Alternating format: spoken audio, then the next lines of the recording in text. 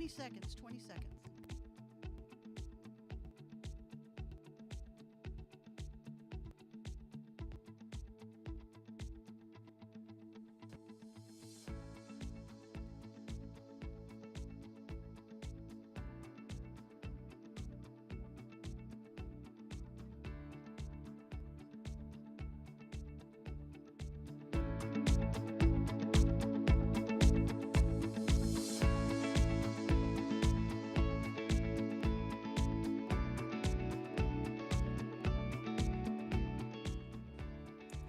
Well, good evening, and thank you for joining us today at the Stafford Candidate Forum for Mayor, City Council, City Council Position 2, 4, 5, and 6, and the Stafford MSD Board.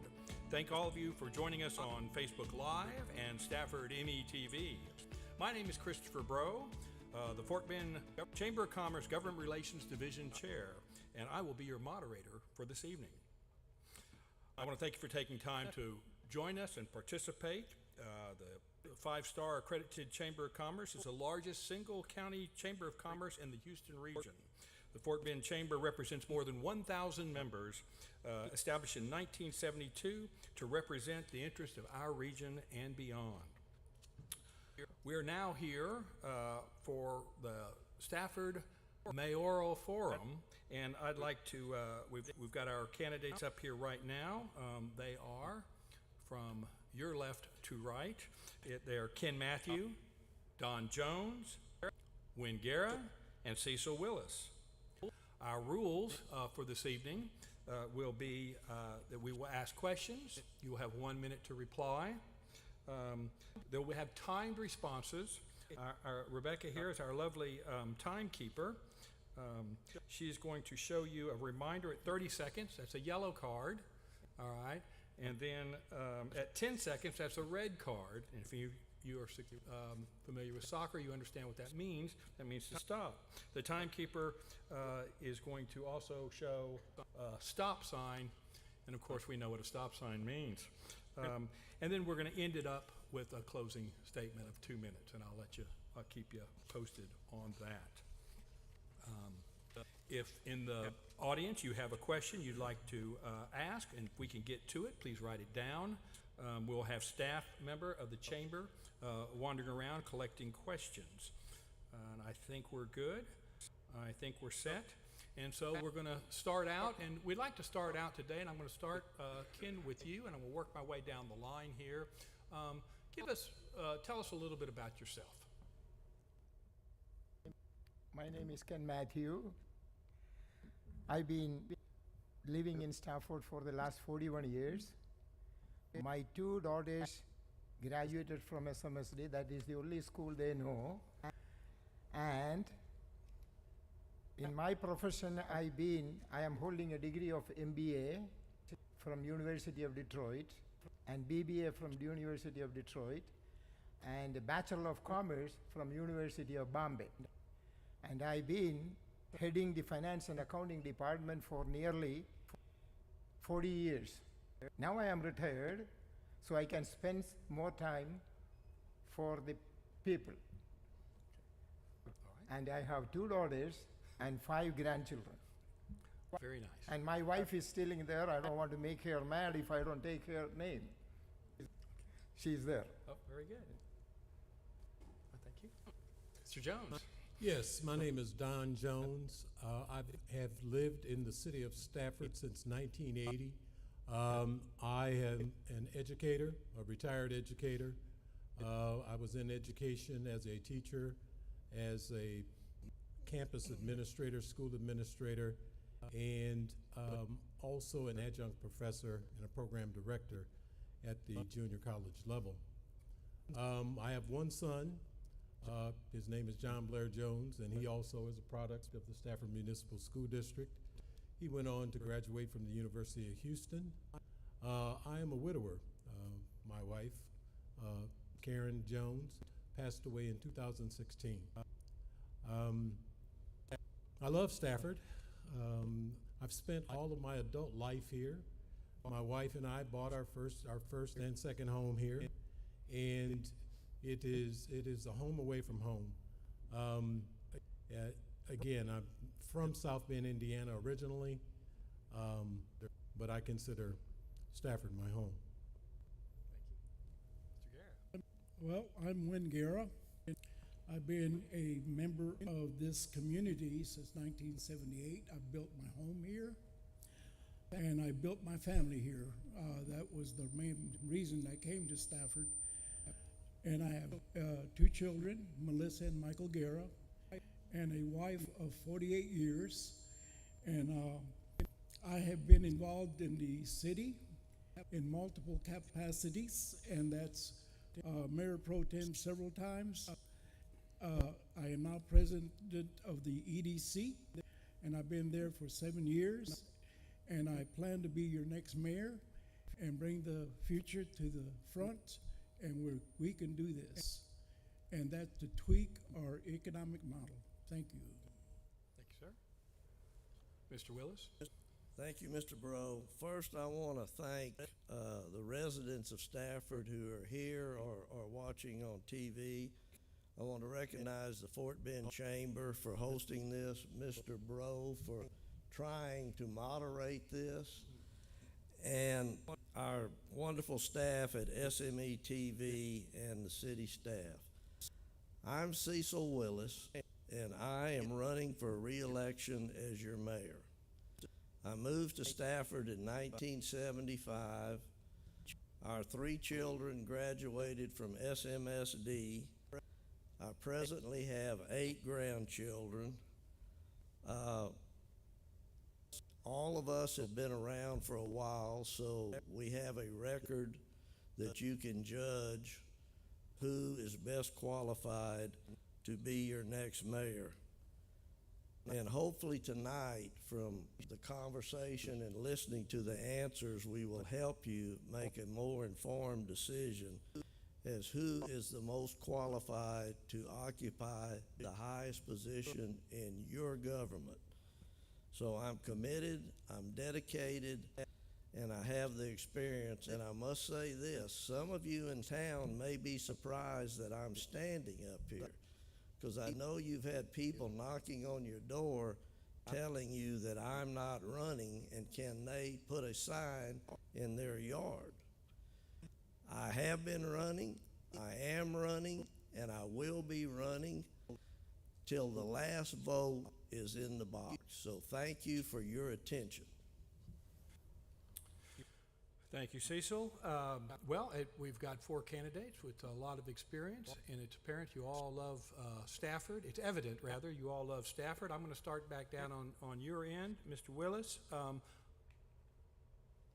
Why are you running for mayor? I am running for mayor of this city because it is my home. It's also the home of my 3 opponents. I love Stafford. I love the people. I've watched tremendous change over the years in Stafford. I think we're positioned to do greater things, but most importantly, it's because the city and the school district working together have the opportunity to create something that no one else in this state can create, because we are the only municipal school district. And we have often said, as the district goes, so does the city. So that's why I'm running. Win, same question. Why are you running for mayor?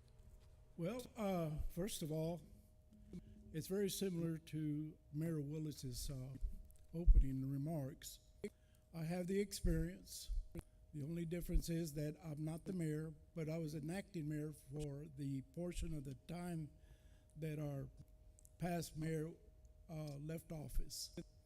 With that, I've also been the president of the EDC, which articulated the grid. And that brought, let's say, cash funds to our city, which runs on 0 property tax. It was not by myself, with the economic director and the help of our legal counsel. But I'm also want to tweak our economic model so we can continue to perpetuate zero property tax for the homeowners. There's a equation here that there's a lot of people on this city's back that are not being really helpful to run the city at zero property tax. And I want to make them accountable. With that said, we have a bright future. Let's take advantage of a disadvantage and turn it against the odds. And let's go forward with all the things that this city needs, from police and fire protection to the Parks Committee. Thank you. Don, same question. Yes. I'm running for mayor because I believe that there is a need for a new mayor for a new Stafford. My opponents, all three of them, have been on the city council for a very, very long time. Ken for 20 plus years, Wynn for nearly 25 years, the mayor longer than that. And they have served this city to the best of their capability. But we have to recognize that there is a need for change. The status quo is just not good enough anymore. As a school administrator, that is not the way that I managed or led. We always had to think forward for the betterment of the city based on what its needs are. And so therefore, vote for me being a new mayor for a new Stafford. Thank you, sir. Ken, Thank you. why should you be mayor? Why I should be mayor? Yeah. Why are you running? The reason for to have an efficient, effective administration so that the people can benefit.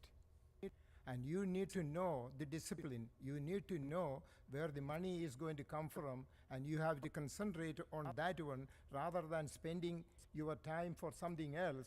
For example, our lifeline is sales tax, and we have to work towards how we can get more money from the sales tax, and there are several steps as we go on. I will explain more about it, how we can go about and get it better than now. Thank you, sir. All right, with that round, remember we're having, these are 1 minute answers. Please watch the timekeeper here. Don, I'm going to start with you. What should the city of Stafford stop doing right now? We have to stop pretending that we are in great financial shape. It's very difficult. Where we're located, geographically located, it is right now a very competitive market as far as maintaining our city services, primarily our fire and police department. We're finding that the other communities that surround us, we really can't compare ourselves to those communities. But what we have to do is look at our economic model and make sure that we make the adjustments that are needed to compete to the best of our ability so we can retain our critical staff personnel, because we have been losing our police and our firemen in particular, and as well in other departments also, the Public Works Department. It's just a need for us to realize that we're going to have to do better. Thank you, sir. Wynn, same question. What should the city of Stafford stop right now? Well, first of all, we are falling behind on a lot of the maintenance. I profess that we need to increase our funding so we can increase drainage, streets repairs and replacement. Also, improve our parks. They're good, but we can make them better. I see that our parks have just walking trails and gyms for 10 and below. We need to increase that to 10 to 15, that age bracket. With that, I would like to improve that, plus, of course, fund our police and fire adequately to the limit that it's the same within our neighborhoods. And I appreciate that. Thank you, sir. Ken, what should the city of Stafford stop doing right now? You want the straight answer from me? I do want a straight answer from you. Because we are saturating our city with warehouses and factories. I am not against warehouses and factories, but our lifeline is sales tax. Warehouses, and for the namesake, are they contributing little bit? Yes, 2 to 3% of the total revenue come from these warehouses and factories. Somebody can claim and say, oh, we are getting money too, but where are we getting more money from? Retail sales. Since we don't have the property tax, we have to concentrate on that one where we get more money from the sales tax, so promote retail business. Thank you, sir. Cecil, what should the city of Stafford stop doing right now? Right this minute. This minute. Right this minute, we need to stop implying that Stafford is going to hell in a handbasket. Period. You can have any opinion you want. The numbers, the audit, everybody is saying that's not true. The second thing is the elected officials of this city need to learn how to cooperate, have a conversation constructively, and move forward. There are some other things we can do in tweaking our comprehensive plan and zoning. But Stafford is moving forward in many areas, and I hope we get to explore those tonight. And I assure you, we are not filing for bankruptcy. Thank you, sir. Wayne, I'm going to jump to you next. What should Stafford start doing right now? Rephrase that. What should the city of Stafford start doing right now? Well, I have my own opinion, but we really got to focus on providing more income for this city, period. If we don't provide that income, I'm not saying that the city's going to hell in a handbasket, but the boat's taking in water, and we're deferring a lot of things that need to be taken care of now, because if we don't take care of them now, it's going to cost twice as much with a deferred program. Continuous improvements is better than deferred perfection. Thank you, sir. Ken, same question. What should the city of Stafford start doing right now? To generate more revenue. That's the very first thing. That's everything. And that's I've been preaching all the time. Ever since I came, since we don't have the property tax, you might be tired of hearing from me, because that's the lifeline. Every chance we get, we have to do the more of retail businesses, especially on the major thoroughfare. That's where people can stop by and buy things and contribute to our revenue. And that's what I will do. That's what I will promote. And that's what I am going to do when I became the mayor. Thank you, sir. Cecil, same question. What should the city of Stafford start doing right now? Well, I previously mentioned one of them, that is get the comprehensive plan in total alliance with our zoning ordinance. We've got two separate deals, and they need to align. The other thing we need to do, and this is everybody, we need to clearly understand where our revenue comes from. Almost 87% of our sales tax comes from these 5 categories: retail, wholesale, and related. Wholesale and related is those buildings that some people say they don't want here. That's a second producer. Professional and other services, hotel and food, and manufacturing is another thing in those buildings they say nobody wants. We need to understand that we are a complete community. We are not a bedroom community. Thank you. Don. The challenge of maintaining the status quo was exposed tremendously during the pandemic. If we are a city that relies on sales tax only, what do you think happens to our economy when the entire business community shut down? It was at that particular point, and almost following the lead of the senior council member at the time, Cecil Willis. For the past two budgets, I have voted no for the budget because we have found ourselves at the end of each fiscal year scrambling to pay the bills.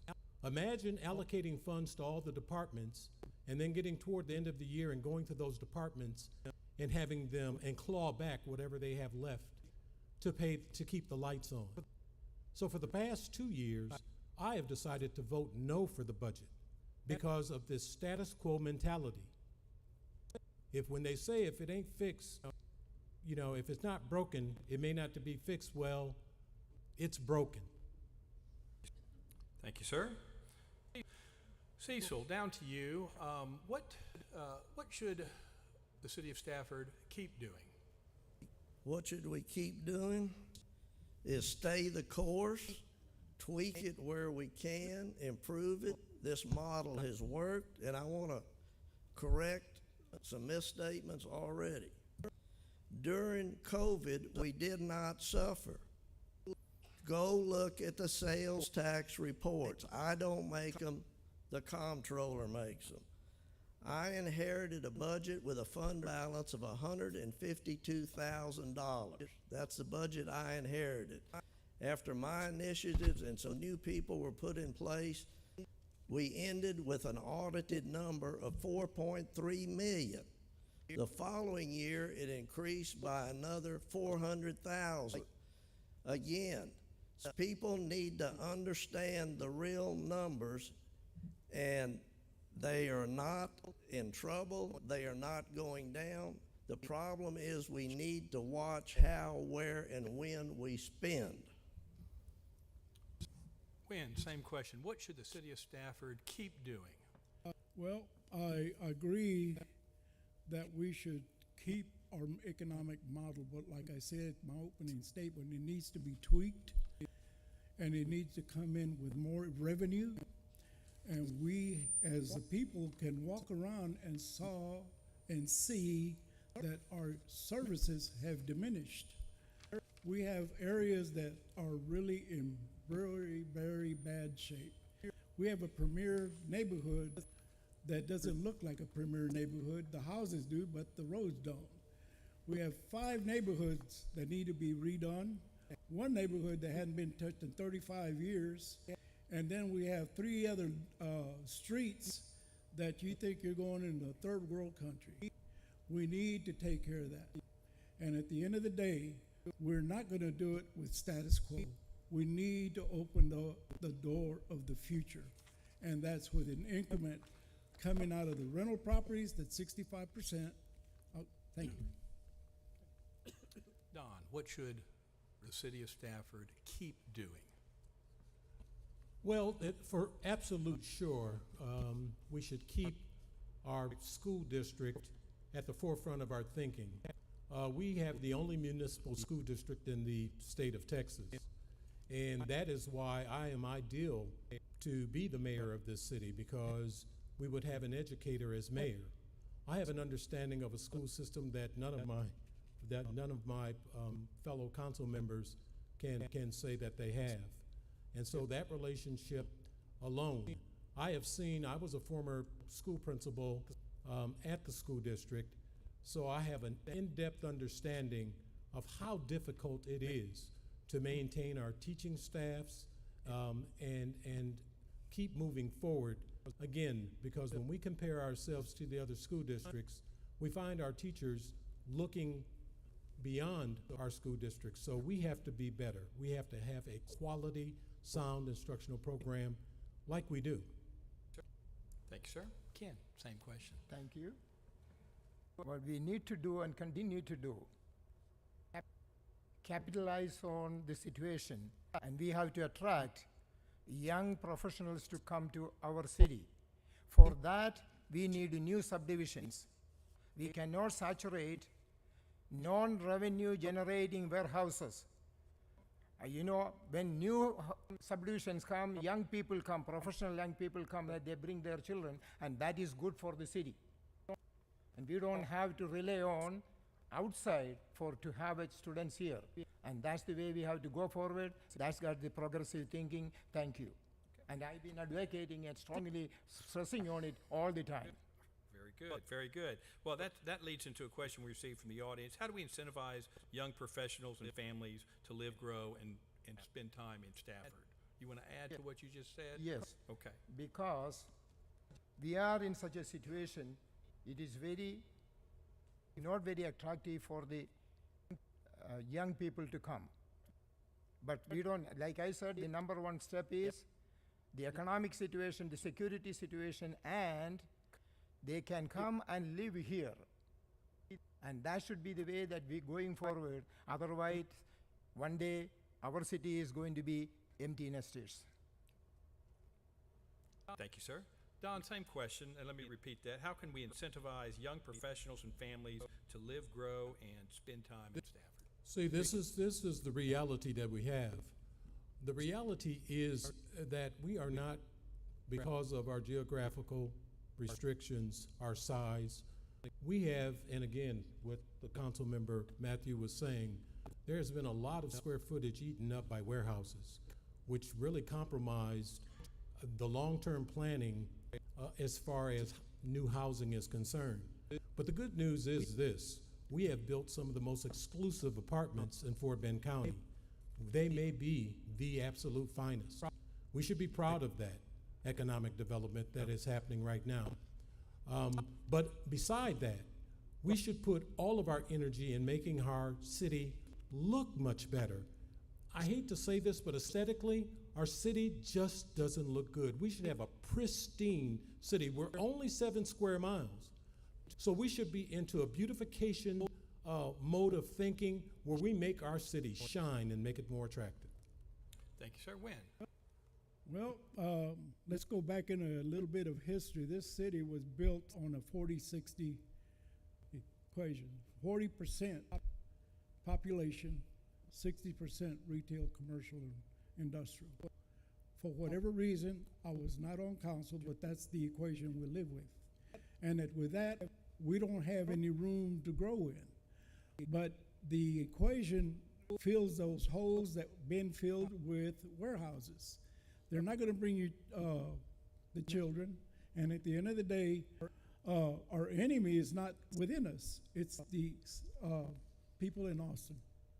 That's who we have to fight. And at the end of the day, I vote for the school board members to have the custodianship of that school. And at the end of the day, I have my own problems that I have to deal with without sticking my nose in that school other than supporting them. Thank you. Thank you.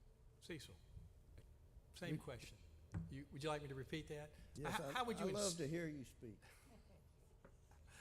How would you incentivize young people, young families to live, play, and spend time in Stafford? Young families with children are concerned, number one, the school. They can shop on the internet, check out every school in the state of Texas. We have a tremendous school here. We've had our ups and downs. I can tell you we're on the way up. That's number one. We have to get that message out. Number two is work. Number two is don't demean this city. Perception is reality. I learned at some of the meetings I've been to, all these economic locators are watching your televised shows. If you can't get along at council, then they know they don't want to go to your city. The second is keep the no property tax. We have an exemption for residents on their electricity and gas sales tax, and the stop sign went up. Very good. Thank you very much. Wynn, I'm gonna get to you right now, and I'm gonna ask a question that I had. What's your thought? What's your strategy? Your thoughts about getting a name brand grocery store here in Stafford?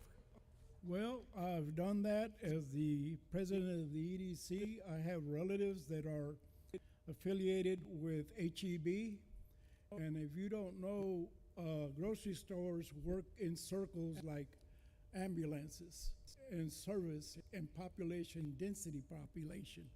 Hopefully that they will consider coming to Stafford if the EDC was to possibly stop taking care of the city and taking care of the economic growth of this city and buy some land and do a partnership that they come in and they lease that land and build their building for 50, 60 years, and they won't have to pay for the property. Then the city makes a little increment on the lease and then money out of the cash register. That is my plan. All right. Ken, I'm going to go to you. What are your thoughts about getting a brand name grocery store? The basic foundation of getting a grocery store is the consumers. When we live around here, we usually go to the nearest grocery store. And now we don't have that situation here. And we have to go all the way somewhere else to have the grocery store. If I am a businessman, I will look and make a study and see whether I can make profit off of that unit. The Kroger at the corner of Murphy Road and Highway 90 left because of the underpass, and our population has been decreasing. And around that place, I'm just giving an example, warehouses came in. All right. Cecil, same question. This is the lifelong question since Kroger's left Stafford. Kroger's left Stafford for their economic matrix model. There was nothing we could do. Councilman Guerra spoke appropriately. They have a matrix. Kmart had a matrix. Academy had a matrix. They moved to other locations that fit their corporate matrix.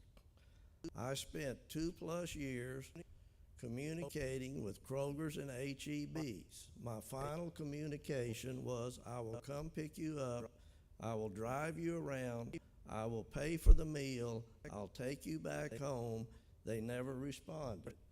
Mayor Scarcella and I presented information to Congressman Pete Olson, who presented that information to the head of HEB, and he said, thank you, no thank you, you don't fit our model. Stop.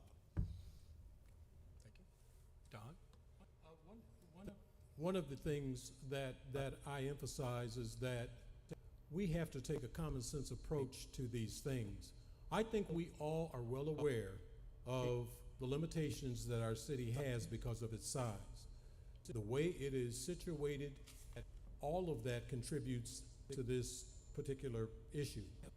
I have in my retirement, obtained my real estate license for residential and commercial sales.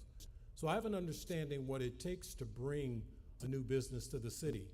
And the mayor and Councilman Guerra are correct. It has a lot to do with the demographic need. I would like to emphasize and really put a lot of pressure on the current market that we have, that being Walmart. I would like to see them reinvent that, because I have heard where people prefer to go to another exact same business, Walmart. Let's make ours better. Thank you, sir. Apologize, I look at a question here and then it escapes me. As I get down, no, we're not done. Stop. Don, let's start with you here. How does Stafford's demographics affect the strategic vision of the city? We must make our demographics our strength. I've been recently, in the past 8 months, I've been the chair of the Juneteenth Committee. And I was challenged by the school board president, a former council member, several people about making it a broader scope, because we always think, because of our demographics and the beauty in that, we always are trying to figure out how to bring us all together. I don't believe we have figured it out yet. I don't have an example I can give you. The Juneteenth example was going to be an example where we were coming together. The 4th of July festival that we have, it's a beautiful collection of all of us together. We must make diversity our strength. We must respect one another and learn to love one another even more than we do now. Thank you. Thank you, sir. Cecil, same question.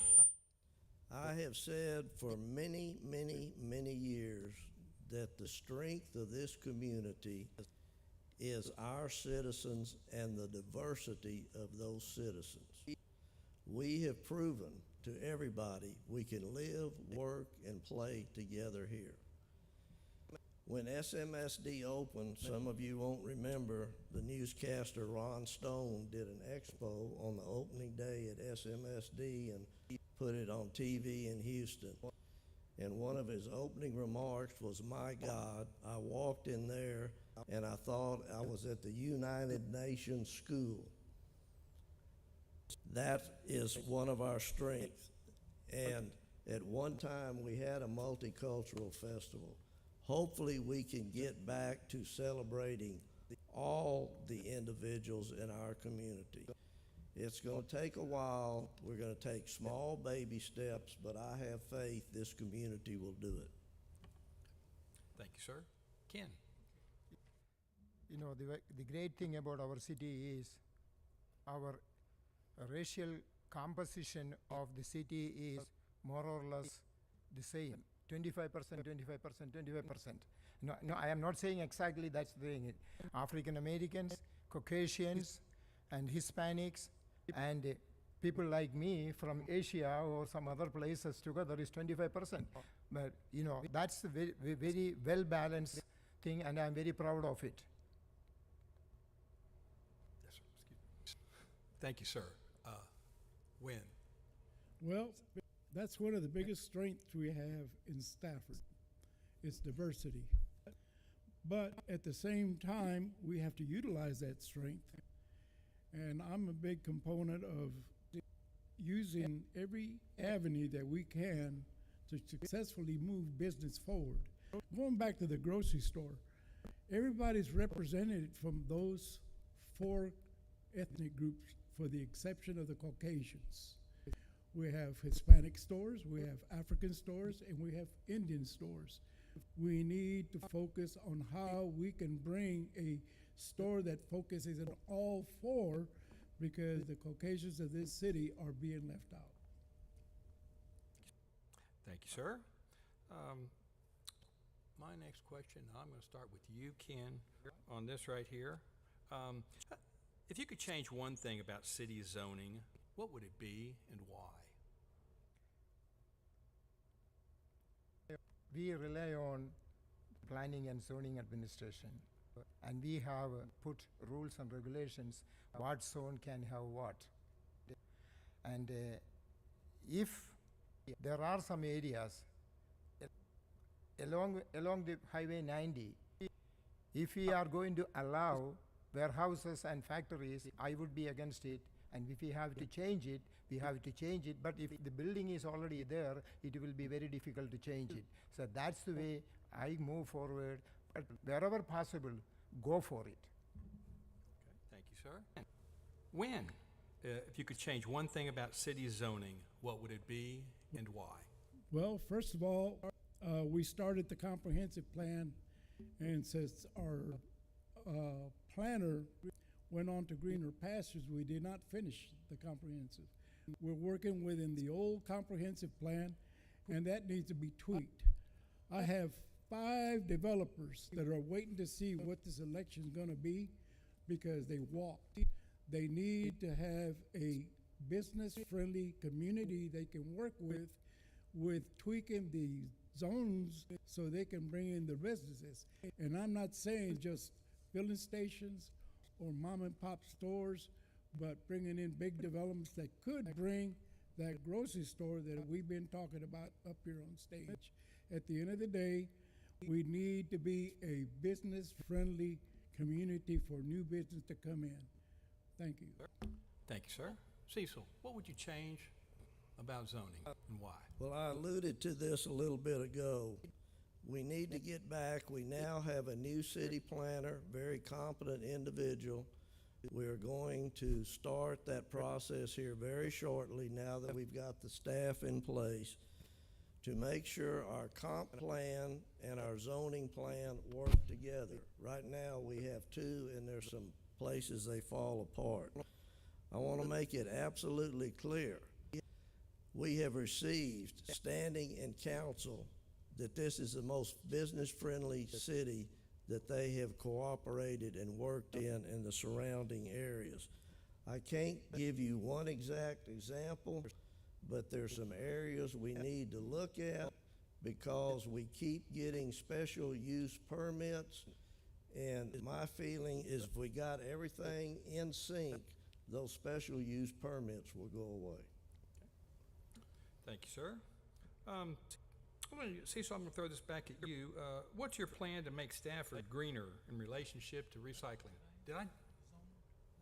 Don, I apologize, Don. Sorry. You should. Yes, sir. I humbly apologize, Okay, sir. all right. Don, talk to us about zoning. I have something to say about zoning. You keep hearing my opponents talk about tweaking this and tweaking that. You're hearing things like the comprehension plan. We have to have an honest conversation about these things. The comprehension plan somewhat represents the status quo. When the comprehension plan was put together, it was an unbelievable concerted effort that required that we spent tens of thousands of dollars on to create. When the comprehension plan was completed, it should have had something in place where we, during the budget year, we should have workshopped and updated how the comprehension plan was being implemented. It was not maintained. When Cecil became the mayor, he dusted off that plan and realized that we've got to bring this up to its current functioning status that is relevant to today's Stafford, not 10 years ago. Thank you, sir. And Don, I'm going to start back with you then, so I don't forget you on this one. What future projects will help advance the economy in the city of Stafford? Currently, we have one of the greatest economic development areas in Fort Bend County, and that being the grid. The grid is, I would not be able to percentage-wise tell you, but it's more, I would say 60% complete. There's a lot more potential that is left in that corridor. So we have to focus on that area and concentrate on making it even better infrastructure-wise as far as accessibility, but the best is still yet to come. And I believe that they're going to continue to invest in that area tremendously. Not to take away from the other, across the freeway, the Technoplex is starting to boom. And not to take away from the frontage that is in front of Promenade that has created new life in our island. So really, Stafford is open for business, folks, and it is happening. So make sure that you go to our local restaurants and enjoy. Thank you, sir. Ken, same question. What future projects will help advance the economy in the city of Stafford? Like I said before, we are land saturated. To give you an example, the warehouses we see at the corner of West Airport and Murphy Road, that could have been a place like the corner of Kirkwood and 59, because the same piece of land. When the proposal came from the builders, you can go and check, I voted against the warehouses at that corner. So you are thinking about the future of the city, so you have to take steps to benefit the city and the future of the city. And just to give you an example there, that corner could have been like the corner of Kirkwood and 59. Thank you, sir. Win? First of all, there was something mentioned by Mr. Don Jones. The grid is not completed. There's going to be some more transition and more movement there. And we have to do our diligence on the EDC to bring those projects forward for the P&Z and of course, City Council to approve. I don't feel very confident on the way it's heading because they have not met a lot of the promises they made at the very beginning. With that said, I'm gonna hold them accountable for what they said at the beginning that got them where they're at. Yes, we're getting revenue, but at the same time, they're leaving out three major components out of that grid. Secondarily, the grid is already moving forward. I'm gonna be working with the owners of the Regal Ranch, which is 43 acres. And hopefully I can grab a little bit of that traction to convey the same thing as the grid at Highway 90. Thank you, sir. Cecil, what future projects will help advance the economy in the city of Stafford? What future projects? Let's make one thing absolutely clear. No city builds buildings and puts a restaurant, a boutique, or any in the building. A city establishes the land use rules, the building codes, and promotes economic development. Back to the comp plan needs to be in sync with the zoning. I am personally focusing on redevelopment. Stafford is built out. I have no idea where you could put these wonderful subdivisions that's being promoted without tearing residential areas down and rebuilding. We must be ever vigilant on these developers to make sure they're living up to what they advocated they would do. Thank you. Thank you. Let's see here. Cecil, I'm going to start back with you. In your case, what would be the first thing you'd want to accomplish if reelected? Well, the first thing I want to accomplish is get reelected. That's number one. As soon as that takes place, I want to establish a relationship with the 3 new city council members that are going to be sitting on council. That's the only fact we know about this election. There will be 3 brand new people sitting in council seats. I want to make sure that they clearly understand the home rule charter, how we operate, the duties, the functions, the responsibility, how elected officials interact with our city staff, which is trying to do the best they can to carry out the direction of council. I want to do a better job in educating people. When the fund balance era goes up, we are not going in the hole. Thank you. Wynn, same question. Well, it's gonna be similar to Mayor Willis. I gotta get elected. And at the end of the day, it's not gonna be like a light switch. It's gonna take me at least 12 to 16 months to turn this boat in a different direction. And at the end of the day, I have to work with the new council members, for the exception one, she's a veteran and trying to get back in. I don't know if she'll get back in. And there's another veteran council member that's gonna try to get in my seat. Well, with that said, there is some accomplishments and some things we have to hurdle. And the thing is, it's gonna be turning this boat around. We will have a meeting right here in this building with a PowerPoint, and I will explain everything for the citizens to understand the tweaking and to keep 0 property tax for the homeowners. Thank you. Don. I will work diligently every day as the mayor to improve the quality of life for all Staffordians by establishing and maintaining an open door policy in order to provide the opportunity to identify, discuss needs, and/or share information that addresses the concerns of our staff and the tax-paying constituents at large. I would support the Stafford Municipal School District's improvement efforts to provide a quality instructional program. One of the things to do for me would be applying a sustainable, common sense approach for fiscal policy in order to consistently maintain an annual balanced budget. I would want to establish and maintain a beautification improvement program and/or system to ensure a clean and well-kept, all green space aesthetic appearance for the city. I keep mentioning the aesthetics of our city.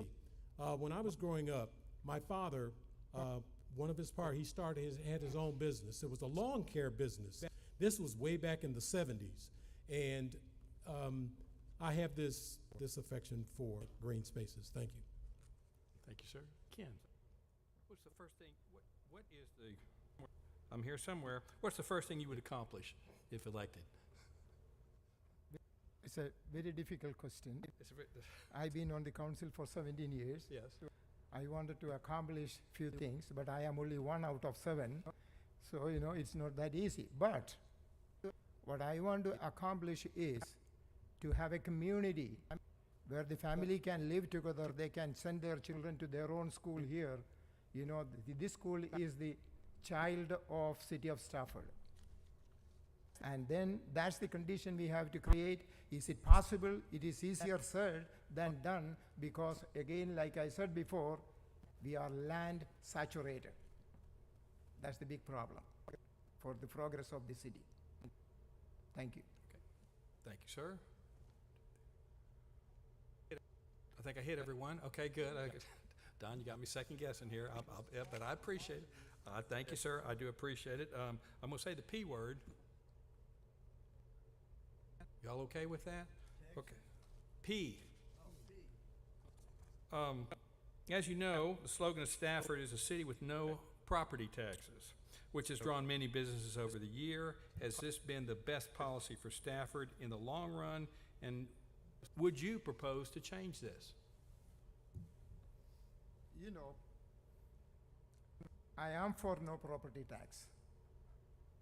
But it is, as we go forward, we have to find alternative sources of having more income for the city. It is going to be very difficult. Again, like I said, the warehouses and factories, they are not paying a single penny to the city because we don't have the property tax. But that's the way I want to be. But how it is going to be, not going to be easy. We have to sit together with the economists, financial gurus, and my rest of the colleagues to come up with an alternative plan. But this plan will not work going forward for many years. Okay. Don, same question. Can you repeat? Repeat that question? All right, thank you, sir. The city has let me see, it has P word, property taxes. Has, you have the slogan of the city that has no city property taxes, which has drawn businesses over the years. Has this been the best policy for Stafford in the long run, and would you propose to change this? That's an interesting way that you put that, the context you said the long run. The sustainability of zero property taxes are challenged. I believe that the zero property tax theory, the economic model itself, as I like to describe these things, is genius. Who in their right mind would not enjoy the benefit that we have of having zero property tax? But I would almost beg to say that Ronald Reagan might snicker at the facts of zero property tax, because you have to look at the status and the health of your economy and base your decision making on that. We must have an honest conversation about our revenue generating model. There may be a need. I was recently talking to the city attorney. He said that Leonard Scarcella never intended for this model to be forever. However, it may be the best. Thank you, sir. When? Well, I've been preaching it since this discussion started. I have benefited for this situation of zero property tax. Well, guess what? I've been a homeowner since 1978, and I also was paying property taxes then till the change came.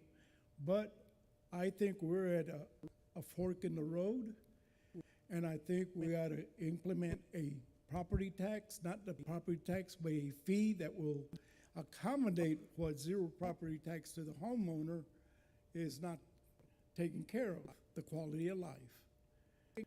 If I can get some money for that, and I can move two major portions of our departments into that, I can run the rest of the city on our revenue and not touch the homeowner. Not touch the homeowner, zero property tax. But like anything that's good, you have to amend things that are not working from one generation to the next. The way we're going, okay, I didn't see. Thank you. Cecil. Repeat, because I want to stay focused on the exact question. All right. As you know, the slogan of Stafford is the city with no property taxes, which has drawn many businesses over the years. Has this been the best policy for Stafford in the long run, and would you propose to change this? Well, let me answer your last part of the question. No, no, no. And one other thing, and I was around Mayor Scarcella for many years. He never told me this was not the model.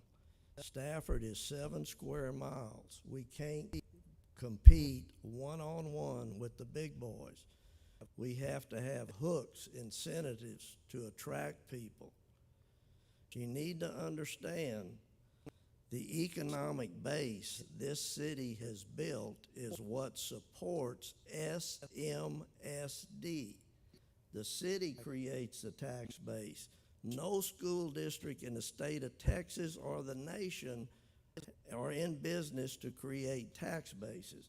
They're in business to provide education. So we need to understand, and some people have gone over, so I'm going to reclaim some of the time.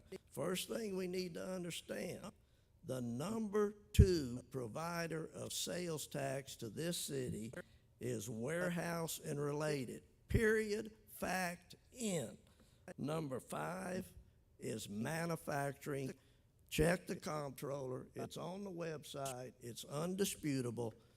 2 of our 5 are these buildings that everybody's talking about they don't want. Well, thank you. Cecil, I'm going to come back to you since you're in a talkative mood. What are your plans to address drainage issues in the city's neighborhoods?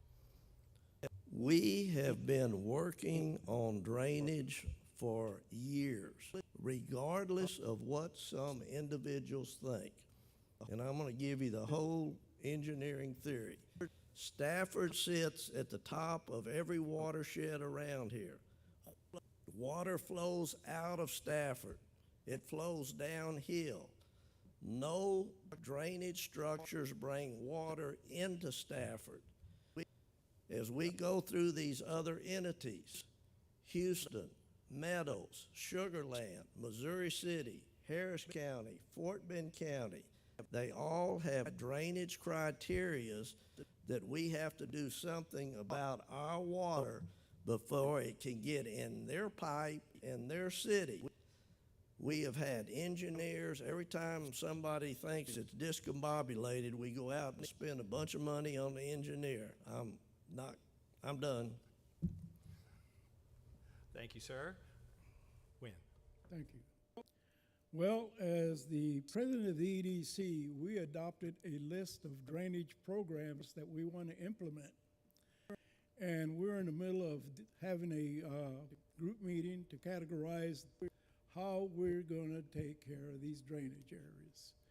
With that, we have our city engineer, Mr. Bob Jones, the mayor and I, and 2 senior members of the EDC.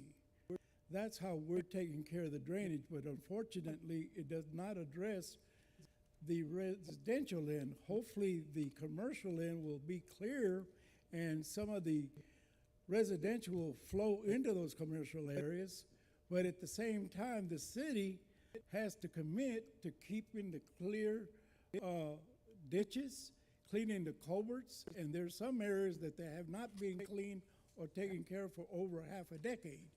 And that's what we have to do, a systematic cleaning of our ditches and culverts and our waterways. Don, drainage? Well, there's two factors that make our entire Houston metropolitan area the same. Geographically, we are in very close proximity to the Gulf of Mexico. That's number one. Number two, Houston must be the flattest city in the United States of America. So it is also one of the fastest growing and developing cities. This is what is causing our problem. It's the concrete and where the water cannot go. Those cannot be excuses. I stay in the Grove West subdivision. I believe that every neighborhood should have the same drainage that I have. And guess what, folks? When it rains hard, our streets actually flood. But the design of it allows it to flow off into the tributaries and flow away. We should and want that for every neighborhood in Stafford. That's what we need to strive for. Thank you, sir. Ken? How do you plan to address the drainage issues in city staff? It is under the current circumstances, it is not that easy, but we have to do everything possible. The advocate in our city, the one who quite often speaks, is Joe Longoria. He comes to the city council. I don't know whether he is here or not, but he comes to the city council and he tells his problem this is Linda Street is having. And then I think as a city, we should look at it and we do everything possible. I don't say it is easy, but we have to strive for it and we got to go for it and make the residents happy. Thank you, sir. Let's talk about green. Let's talk about recycling. All right, Ken, I'm going to start with you down here. What's your plan to make Stafford greener in relation to recycling? You know, again, when you say greener and greener, how much open land do we have? We cannot make the area of where there is a lot of buildings, we cannot make that greener. But the people who are owning those businesses, we can tell them, make them, do the thing, clean it up, do the gardening, those kind of things we can do it. Other than that, that is the best way to do it. Let's try for that. Thank you. Don, recycling. One of the things I would like to see is there was a campaign in Texas, I don't know, 20 years ago, and it was Don't Mess with Texas, and it had to do with keeping the state clean. I hate litter. I despise it. And we're such a small city, when I see it, it kind of stands out. So we should get on a very, make of every effort we can to clean up our streets, to pick up every bit of litter and emphasize, I don't know if we have to get signage, that you do not mess with Stafford when it comes to making it not aesthetically clean. So I like that program. I like the idea of a strong campaign to be litter-free in this city, and for us to be aggressive about those who do violate that and litter. Thank you, sir. Wynn? Well, I did my best to hold the trash pickup to that concept. I was outvoted. Well, I'm good with that, and I moved forward. But there's not a community that Wynn Guerra doesn't go to, and I'm going to use one of the terms Mr. Willis uses, and I get out of 7 square miles. There's not a community within our, let's say, sister cities that doesn't have recycling by the same company. And all I was wanting is holding their feet to the fire to enable us to have recycling with 2 roll-away trash cans. Then you would have a recycling truck come by and pick up the trash for the recycling and your trash. Then you don't have to take it anywhere but to the front of your home. Or some of the areas in this city have not a curb pickup, but they go to your garage and pick it up, but that's an extra fee. With all that said done, I do advocate recycling, and I don't mean a dumpster somewhere. Thank you, sir. Cecil. Help me a little bit, because I've heard three different questions and three different answers. I want to focus on the question you're asking.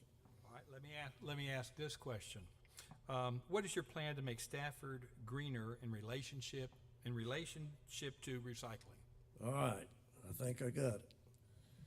Stafford had a recycling program years and years ago where the city paid the recycling bill.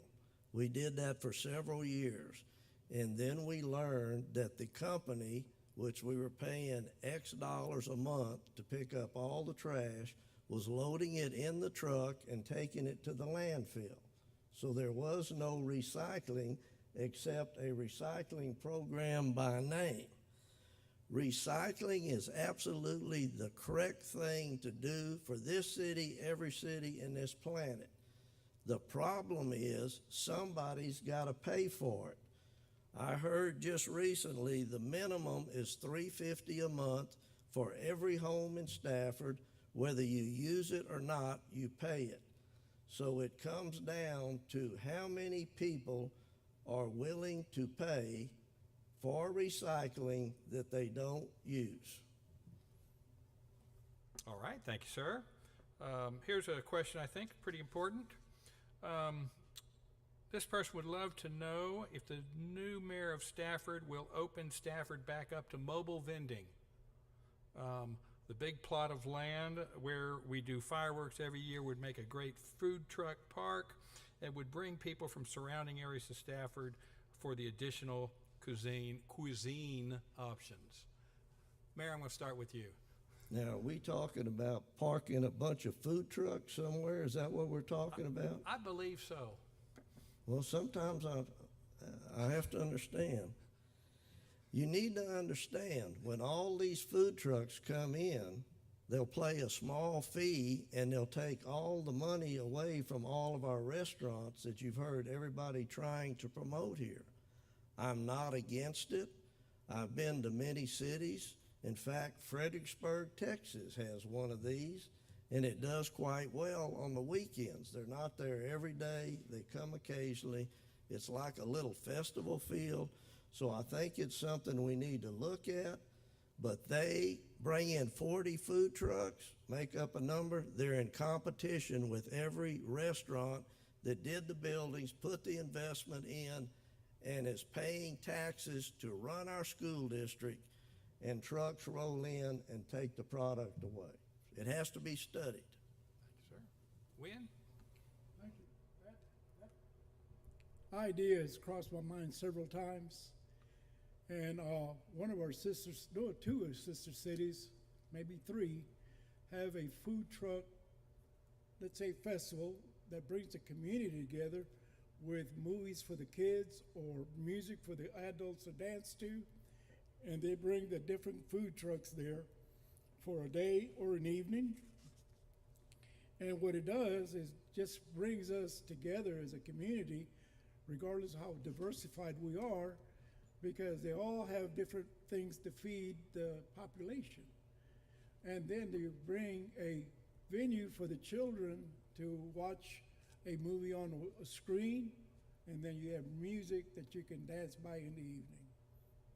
With that, that is what they call uniting our population, regardless of what you are. Thank you. Thank you, sir. Don, food trucks. Food trucks. What an interesting business concept. Recently, I challenged the city council to come up with new ideas to generate revenue. And I don't think that we ever touched on this. However, I would like to look at the business model and get an understanding of what type of revenue this would generate, because we don't want to dismiss what might be a good idea. The reason that I have this frown on my face is because when I opt to eat at a food truck, it's normally not even a second option. It's almost a third. Yeah, I can't put it in the top 5 options of places that I normally would eat. However, I've had some of the best barbecue sandwiches from a food truck that you can possibly imagine.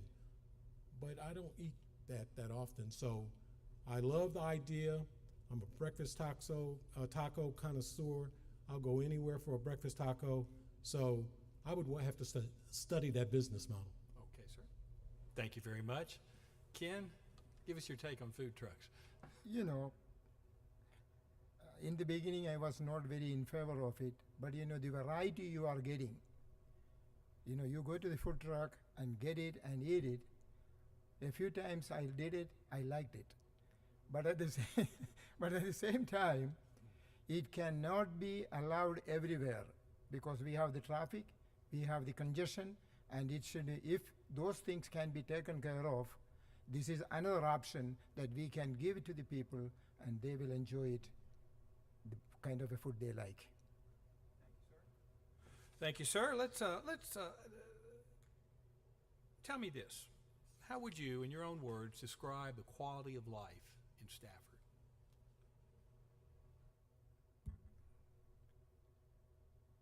The quality of life, I've been in the city for 41 years, but it must be good. So I would say the quality of life in Stafford is good, but at the same time, are we getting everything? The social services, all kind of a thing, are we getting it? Yeah, you know, it can happen, and we can still improve it. But I think, generally speaking, the quality of life in Stafford is good. Thank you, sir. Don. In a word, I would say peaceful. I find myself, I moved to the South Meadows subdivision in 1988 where we purchased our first home. We stayed in that home for 14 years. I have established some of the best friendships I've ever had in my life from that neighborhood. I can think of Al and Linda Mock right now, who I consider a big brother and a best friend. We then moved to the Grove West subdivision where that quality of life continued, and a peaceful quality of life. I've talked to the police chief about making a point that we should let everyone know that how safe our neighborhoods are and how secure they are. And I attribute that to the police department and all of our public services and our citizens, of course. It's just a peaceful neighborhood. Thank you, sir. Win. Our quality of life is pretty good. It's not excellent, and it's something that you have to strive for. Quality of life is driven by money. If everything is fine within the door of your home to the back door of your house, that's wonderful. But you got to step outside into the sidewalk to start with that. Sidewalks need improvement or fixing them. Our roads need to be refurbished. Our parks need to be manicured a little better and protected for fire ants because our kids are getting bit. Our spray machine needs to come by at least once a week. Our sweeper needs to work, not just the vacuum, but the brushes. So with that said, we have some hurdles to jump and move forward and not worry about how we're going to achieve it, but achieve it through an economic model that's going to work. Thank you, sir. Cecil, in your own words, how would you describe the quality of life in Stafford? I believe the quality of life means different things to different people. But to me, the most important one is your health, your safety, and your welfare. You can have all the whistles and bells you want, but if you're scared to sleep at night, go out at night. We are very blessed to have an exemplary police and fire department. Our fire department has an ISO rating of 1, the highest in the nation. Our police department just received their second award in the past 5 years for the way they operate the police department. We can dine here, we can shop here, we can play here. We have entertainment centers like the Stafford Center and this center, and our parks are fine. Thank you, sir. Don, I'm gonna let you start off the, I was gonna make a baseball analogy and I just stepped all over it. I'll stop that. I'm gonna let you begin with our final question. And we've got a 2-minute, limit on that. We can give you a little if I'm asking too much on here. I want to know what the single most important reason that you should be elected to serve as the mayor of Stafford, and why your style of leadership is good for Stafford right now. Yeah. The L word, leadership, that's exactly what I'm running on. I am concerned about the leadership and some of the things that I have seen with this mayor in the past 2 years as far as being the leader. Nothing against him personally, but everyone is not a leader. And I have, as a follower, looked to that person to be a role model for me to have an understanding of what direction we're going. What is the vision, short term, long term? How are you actually accomplishing those things that you set out as goals? For instance, diversity. What have you done? What have you done other than recently vote down the idea of having a Juneteenth festival just last night? So the people deserve a person that is going to lead them by example, and I believe that I am that person, and I consider myself, and we should, hopefully you will consider that we need a new mayor for a new Stafford. Thank you, sir. Win. First of all, my age is 68 years old. I want to give this city 2 or 3 terms so that the next mayor doesn't have the problems that we have right now. Make it easier for him. Secondarily, I have a vision. And with having a vision, you have to have a plan. I do have a plan. And that's to make a Stafford as strong as it's always been, but better. It's good, but let's make it better. There's a situation here, yes, we're getting things done, but at the rate we're doing, some of us in this room are not gonna be around when they finish. They need to be expedited and controlled in a better way. At the end of the day, there's too many things in this city that need to be addressed and expedited. And at the end of the day, I think that I can bring you that leadership into the future. Let's do this. I am a leader. I've had my own business since 1982. I've lived through several recessions. I deal with budgets. I deal with quality in my business. I deal with 50 children. I have my kids, and then I have 50 children I have to control. And guess what? I have something above these men here that I'm not putting nothing down. I make a check. On the right-hand bottom corner, Wingare has been writing that check for 42 years. And none of them have bounced, and I've always taken care of the employees first. And that's what I want to take care of in the city. Take care of our employees, take care of our public servants, take care of our public safety, and everything that goes with it from the top to the bottom. I want to open the door for the future of Stafford. Thank you. Thank you, Win. Ken, what's the single most important reason you should be elected to serve as the mayor of Stafford, and why is your leadership style what is needed now? I strongly believe to be a leader, you have to be the servant of the people. What we see in politics right now, once they get elected, they are forgetting about their campaigning on the basis of I am going to be the servant of the people, I will do everything for it. Once they get elected, they are doing everything for themselves. And I would listen to them, and I will come to know their problems.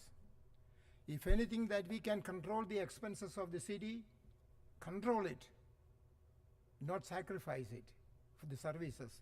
So I will do that kind of a thing because I want to have people living in Stafford live in peace, safety and security, all these kind of things, and we have to attract young people to come to Stafford. Thank you, sir. Cecil, what is the single most important reason you should be elected to serve as a mayor of Stafford, and why is your style of leadership what is needed by the city right now? Well, first I want to say, let me ask you, is this our closing This statement? is our closing statement. Yes, sir. Will you ask it? We're going to have a 2-minute question is why I'd ask. Okay. If I did not make that clear, well, no, this is not your closing statement, but this is a 2-minute question. We'll come back if I did not make that clear. I apologize. I want my time back.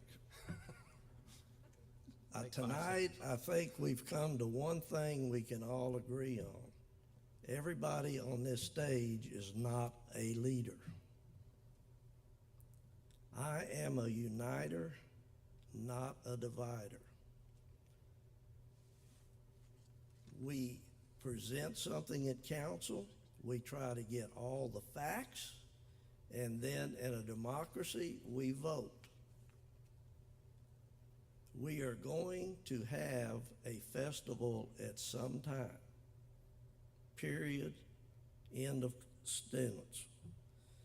There's also an undercurrent here, and I wasn't going to bring this forward, but many of you that watched President Reagan and Al Gore's debate, President Reagan said, "I am not going to use my opponent's youth and inexperience against them."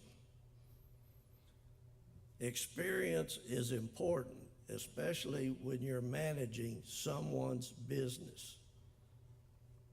I signed checks for years. I also sign my own checks at home. I don't sign a check when I don't have money in the bank.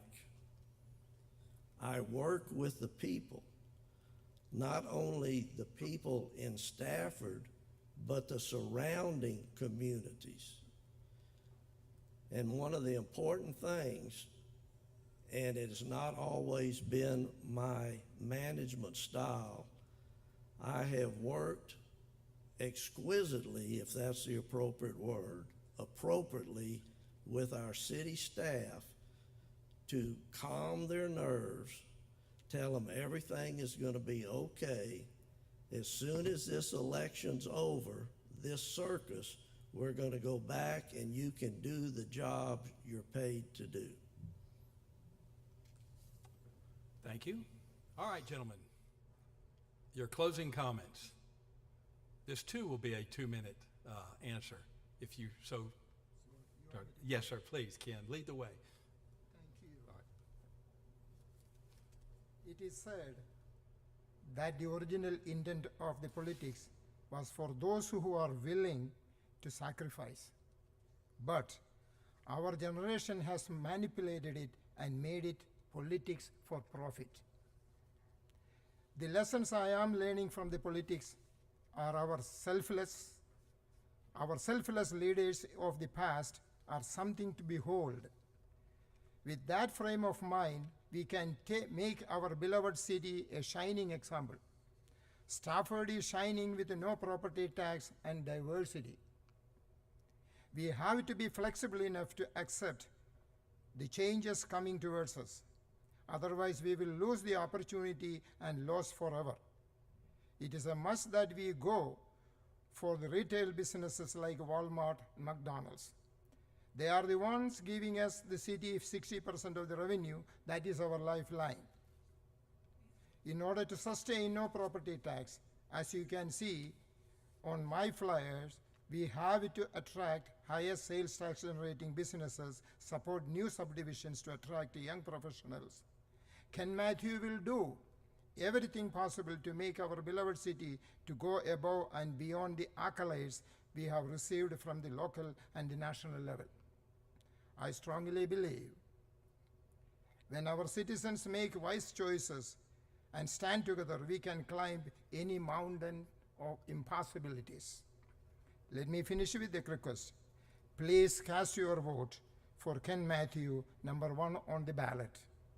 And I will do everything possible as a servant of the people.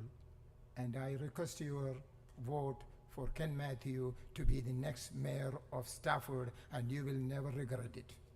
Thank you, Ken. Don, closing remarks. An educator as mayor of Stafford, imagine the idea of a public educator becoming a mayor of a city that has the only municipal school district in the state of Texas. Would logically be considered a compatible fit right off the bat. Moreover, that individual would naturally have a depth of understanding that would match the originality of such a unique school district that we have. And the natural benefit to have a level of understanding of the operations and complexities within an educational system.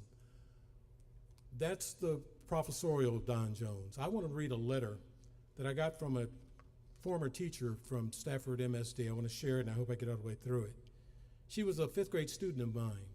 Her name is Nicole Hebert, and she went on to be Teacher of the Year at our high school, ESL Teacher of the Year, actual Teacher of the Year. Hi, Mr. Jones. I was just telling a friend about my favorite teacher, you. So it was nice to get an email from you the next day. It looks like you're running for mayor, right? I am glad. You have the passion and the sense of purpose to serve people. For you to say I am the wind beneath your wings really means a lot. I am humbled by that. I appreciate that. And I know no better person to be at the helm of any organization where people are involved, because you care. You always have. When my friend was sharing that her favorite teacher, a man named Mr. Smart, from her 6th grade year had passed, but he was the reason she became a teacher, I told her that I never wanted to be a teacher. I never even thought about it. But I do try to emulate my career in classroom management after my favorite teacher, Mr. Jones. But you're not just a favorite teacher, but one of my favorite people. I truly hope God blesses the endeavor and gives you this heart's desire, because I know it is not a self-indulgent venture.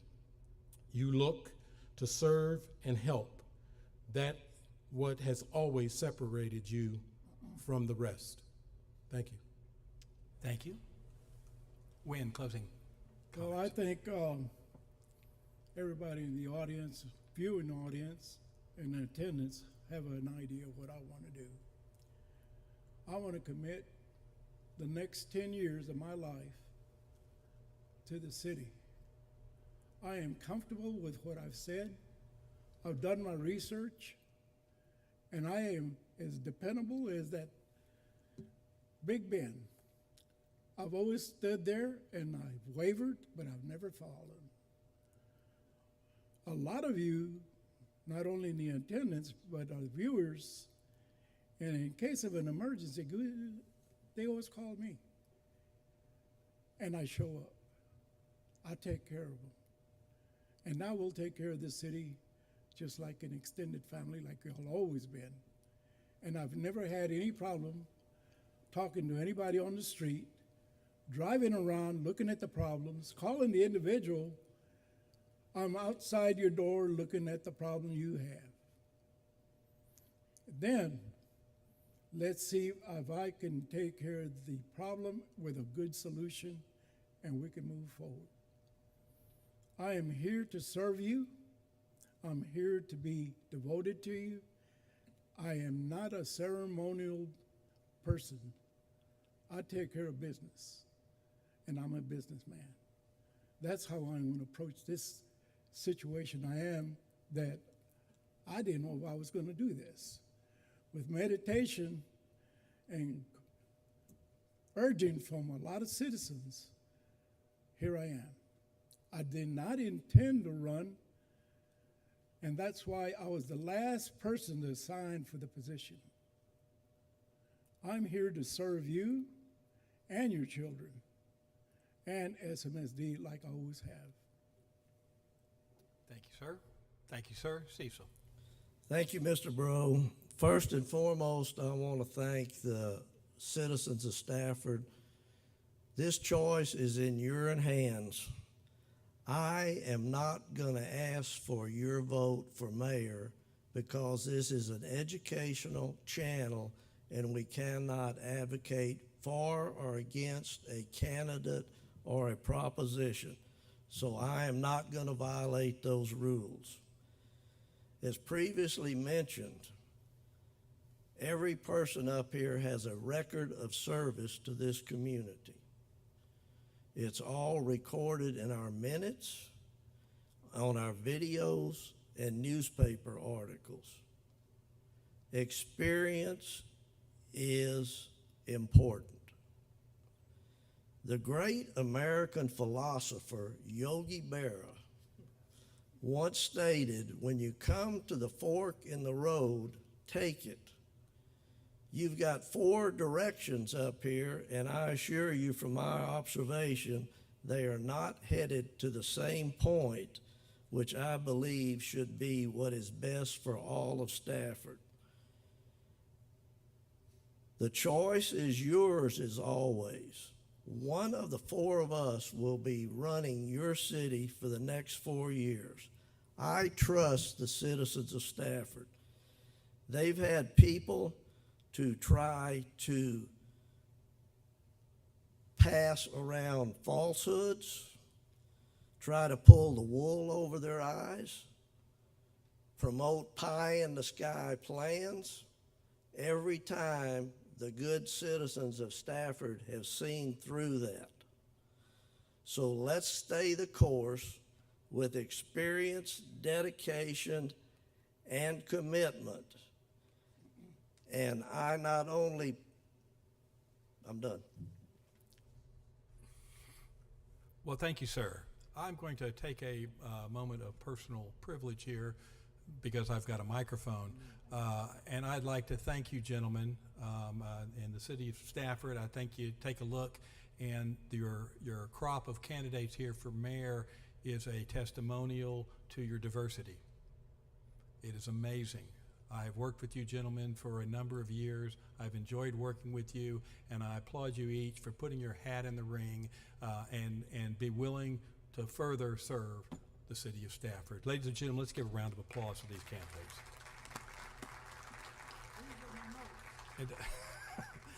And gentlemen, thank you very much. We're going to have them step down and then take like a 5-minute break, and then we're going to have our city council candidates come up.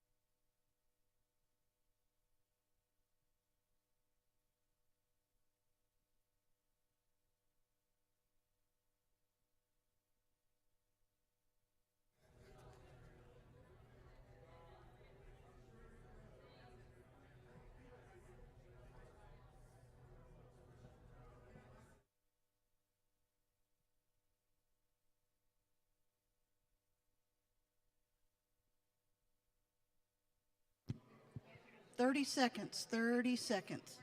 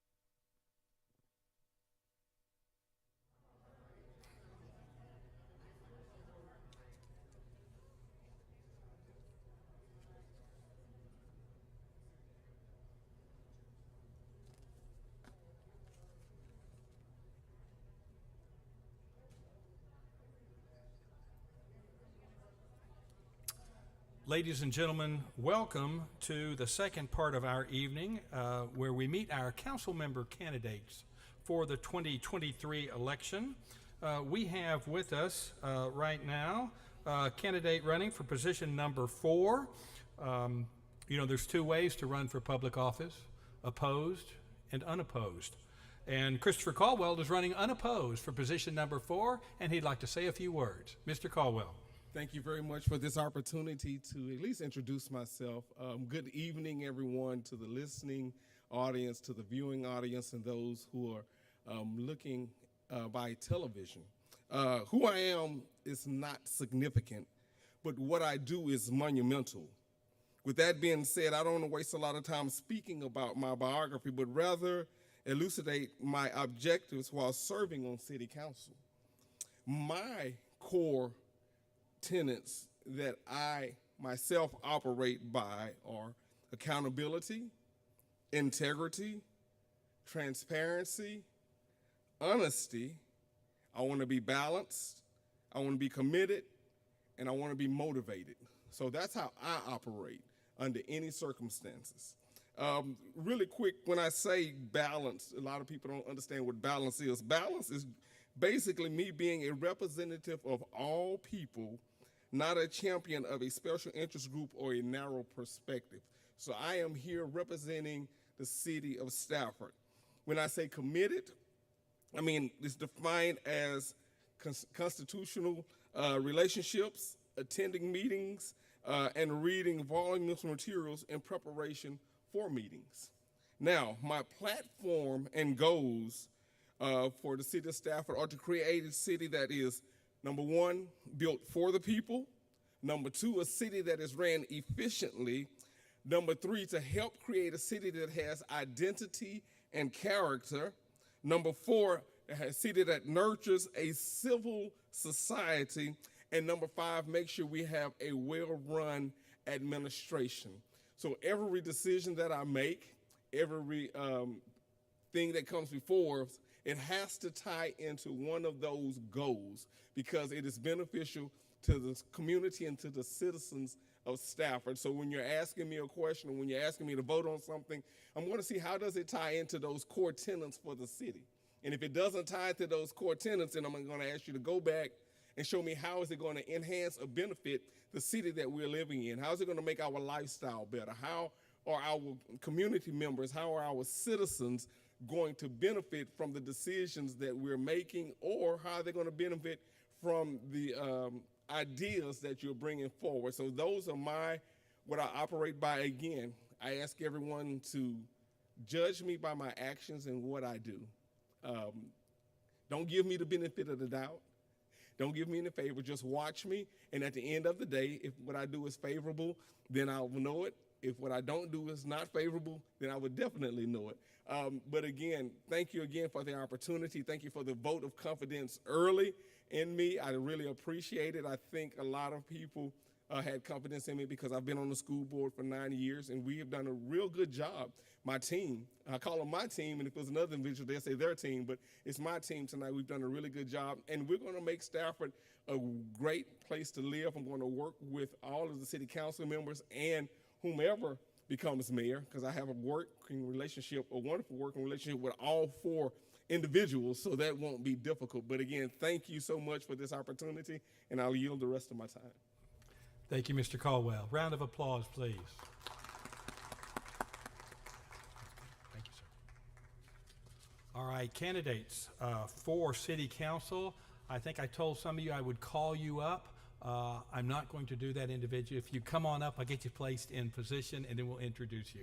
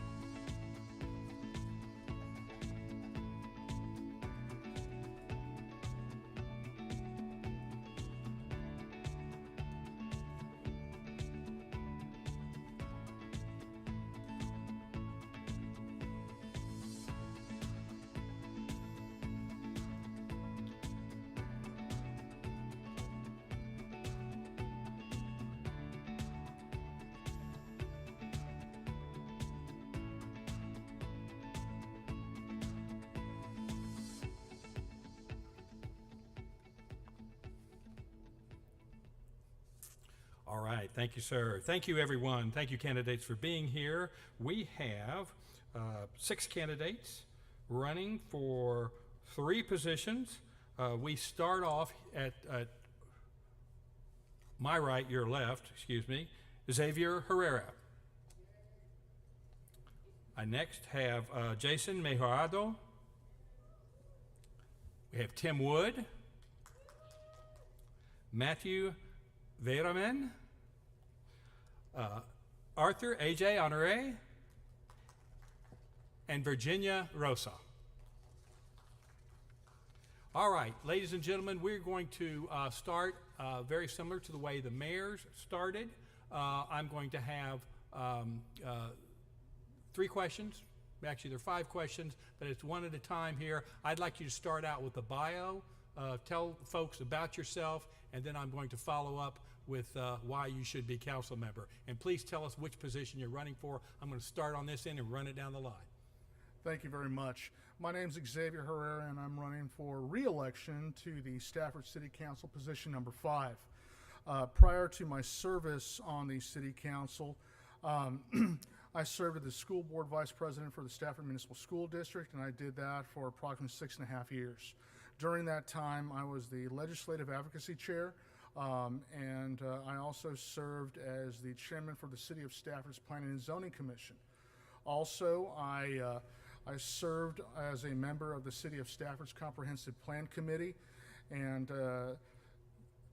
professionally, I serve as the executive director for a area management district, and when you look at civically, I also serve on the United States Selective Services Commission as a commissioner, and also on a number of other organizations, nonprofits such as the Boys and Girls Club and the United Way.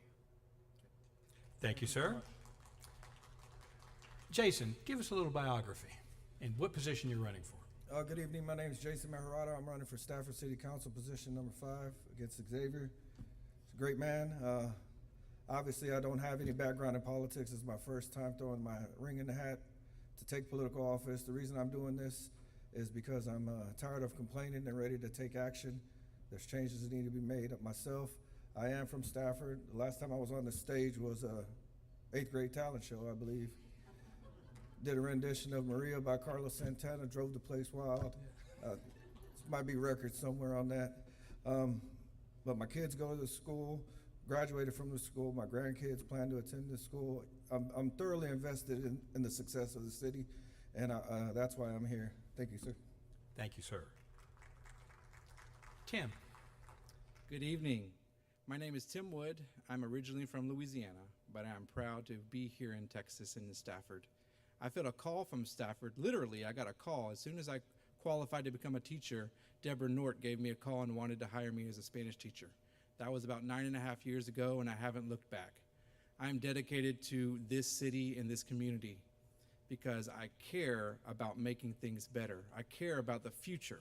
I've dedicated my career to helping your youth. I've had the privilege of teaching and coaching as tennis coach over 1,000 Stafford youth right here in this school district, which I love and am proud of. I'm a family man. I'm a husband, been a husband for 8 years. I'm a father. I have 3 children, and I have 2 of those children that are currently enrolled in Stafford Municipal School District, and one of them that will be there next year. So I am fully invested in this community. This is where I live. This is where I shop. And I want to see it be the absolute best that it can. I want to make sure that our government represents the needs of our people. I want to make sure that our government is responsive to the needs of our people. It's not enough just to come up here and tout what we've done. We need to do more listening. And as a teacher and as a coach, yes, sometimes you're telling people what to do, but also the best coaches and teachers know how to listen, and I know how to listen. And I'm willing to listen to you and represent your needs and your values on the City Council. I'm running for position 6. All right. Thank you, Tim. Matthew, if we get a little bio on you. Good evening. My name is Matthew Veeraman. I am running for position number 6 as a councilman. I'm a teacher, lawyer, and a writer. I teach in a university undergrad and a master's level. Also, I am a lawyer. Plus, I am a writer. I have published some books and written articles in encyclopedia and books. And currently, I am serving in the city as a zoning and planning and zoning commissioner. Plus, I am serving the Promenade community as a homeowners association director. I have the legal experience and the teaching experience. I have the community experience and city experience. That's why I am running for the position number 6. Thank you. Thank you. AJ, a little biographical information on you, sir. Thank you, Mr. Borough. First, I want to thank you for being here tonight. I want to thank the Chamber of Commerce for putting this event together. My name is AJ Honore. I'm running for position number 2 to be reelected to rejoin the City of Stafford Council. I want to say thank you to my beautiful bride, Gloria. We spent 37 years here in Stafford together. We've raised our family here, 4 kids. They have all come through the school district. I have a grandson that I'm extremely proud about. One of my older sons is now working for SMSD and was actually this year voted or selected as the Rookie Teacher of the Year for the STEM Academy. And I'm very proud of that as a father. I have a big background in business. I'm a proud graduate of Texas Southern University, HBCU. I have also a background in law. I spent some time at the University of Houston. I've been a 5-year council member here in the city of Stafford, and looking forward to answering your questions tonight. Thank you, sir. Virginia, give us some biographical information. Thank you, and thank you, the Fort Bend Chamber, for hosting this candidates forum. I'm Virginia Rosas, running for position 2. I am a lifelong resident in Fort Bend County, lived in Sugar Land until 1983 when I got married and moved with my husband here, who was a patrol officer for the Stafford Police Department. He eventually retired from law enforcement after 40 years of service, not with Stafford, but he went to the Sheriff's Office and Metro PD. I retired in 2019. I worked for the court system for Fort Bend County. I worked for Judge McMeans as his court coordinator. During that time, I also obtained a master certification, being a certified police officer, and also held an instructor license. I have 2 children. One's a nurse, emergency nurse, and my son works for 911 emergency unit with the Fort Bend County Sheriff's Office. All right, thank you. All right, well, those are our candidates. Round of applause is always nice. We're going to follow this up, and I'm going to start, Virginia, I'm going to start that way, run this way. Excuse me. Very impressive there. Tell us why you're running for this position. Thank you. I was on council from 2015 to 2022. And during that time, I had some wonderful mentors. Robert Sorbet and Ken Matthew took me under their wings, and I learned a lot, procedure, civility, the temperament that goes along with it, working as one. And from there, I eventually became Mayor Pro Tem. And once I learned what the aspects were, I worked on the Safe Sidewalk program, had that come to fruition, and along with the other votes from council, the rental registration program. So there are still some things that I feel that I can still challenge and spearhead. One is some living areas for our seniors that want to downsize. That's important, and revitalization is something that I'd like to tackle, and shopping locally. Thank you. Thank you, ma'am. AJ, why are you running? I'm running for city council because God has blessed me in so many areas of my life. He's given me a wonderful family, a transformative education, a lot of experiences in both corporate and business ownership. And the things that I've learned in those areas can be extremely valuable because of what I've done in those areas.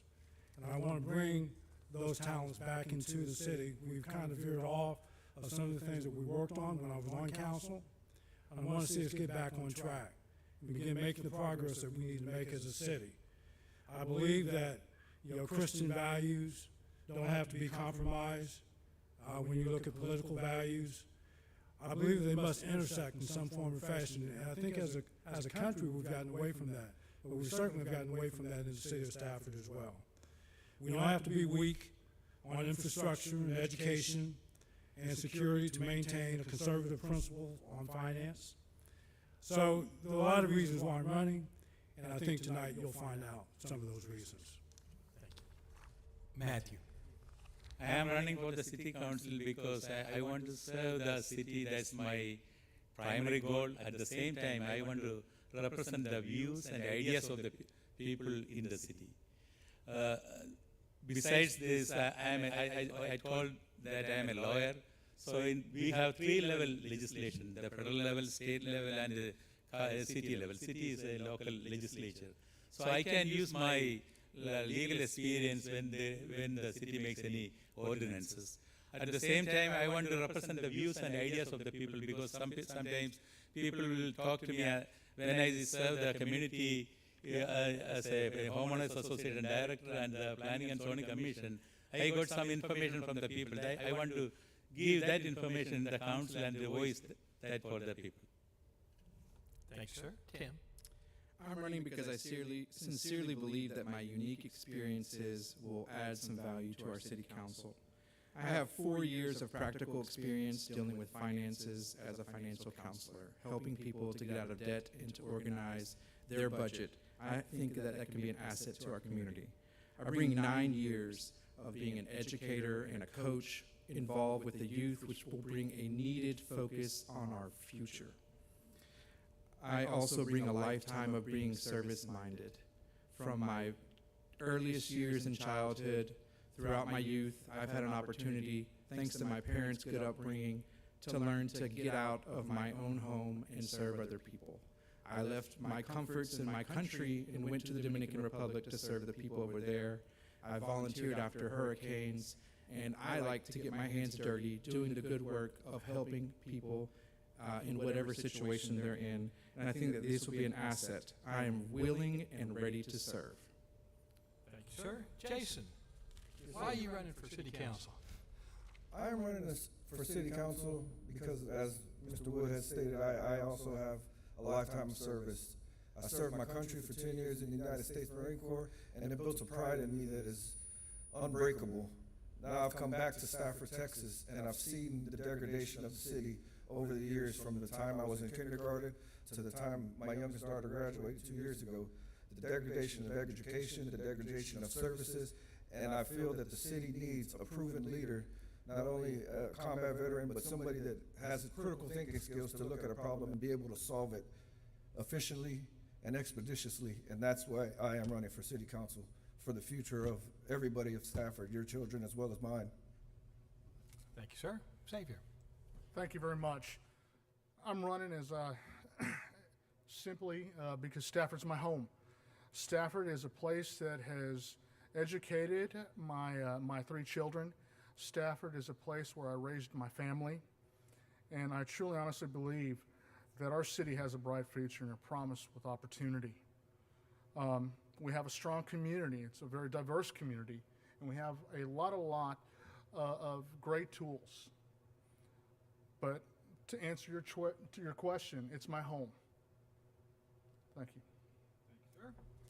Xavier, I'm going to jump back to you, just right there. What's the most urgent infrastructure issue we face as a community? This is a one-minute question. Answer, please. 1 minute, okay.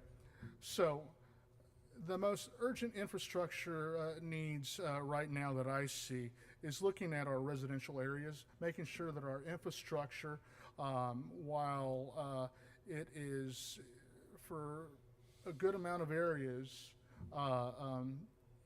doing its job, we have to, number one, take a look at the areas that's in need. Number two, also with those areas that are doing well, how do we make sure to go ahead and continue that those lines continue to serve those communities and does not pose a detriment to those communities. So we also have to, in tandem, take a look at how do we pay for that. So we have to go ahead and take a look at the areas, find ways to go ahead and pay for those needs, and make sure that we do not fall behind with the areas that we're doing well at. Thank you, sir. Jason, same question. What is the most urgent infrastructure issue we face as a community? Well, based off of my conversations with people throughout the community, the main thing I would say is flooding in certain parts of the city that are not getting the support that they should be getting.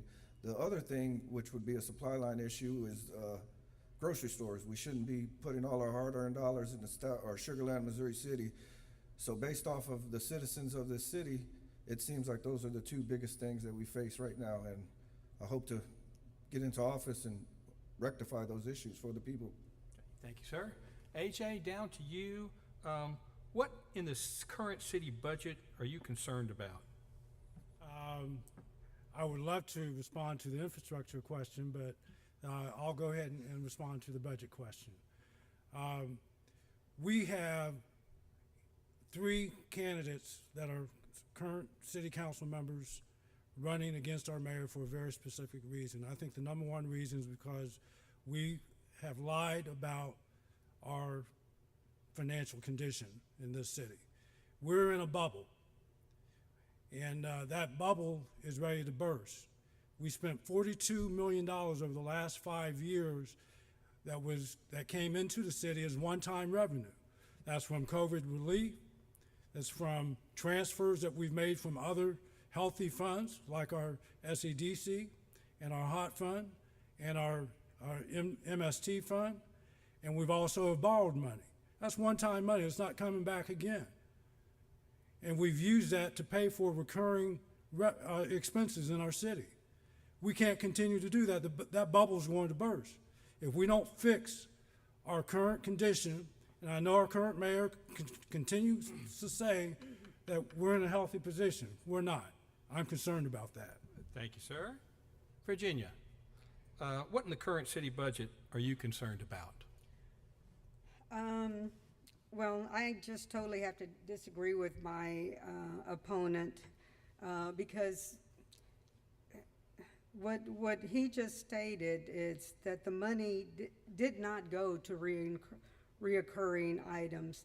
It is, the money that was received was, the capital outlays were paid, such as fire trucks, trucks, you know, some of the patrol cars, all that was paid. None of that money was used for reoccurring. It wasn't used for payroll, it wasn't used for anything, so we're not in a bubble.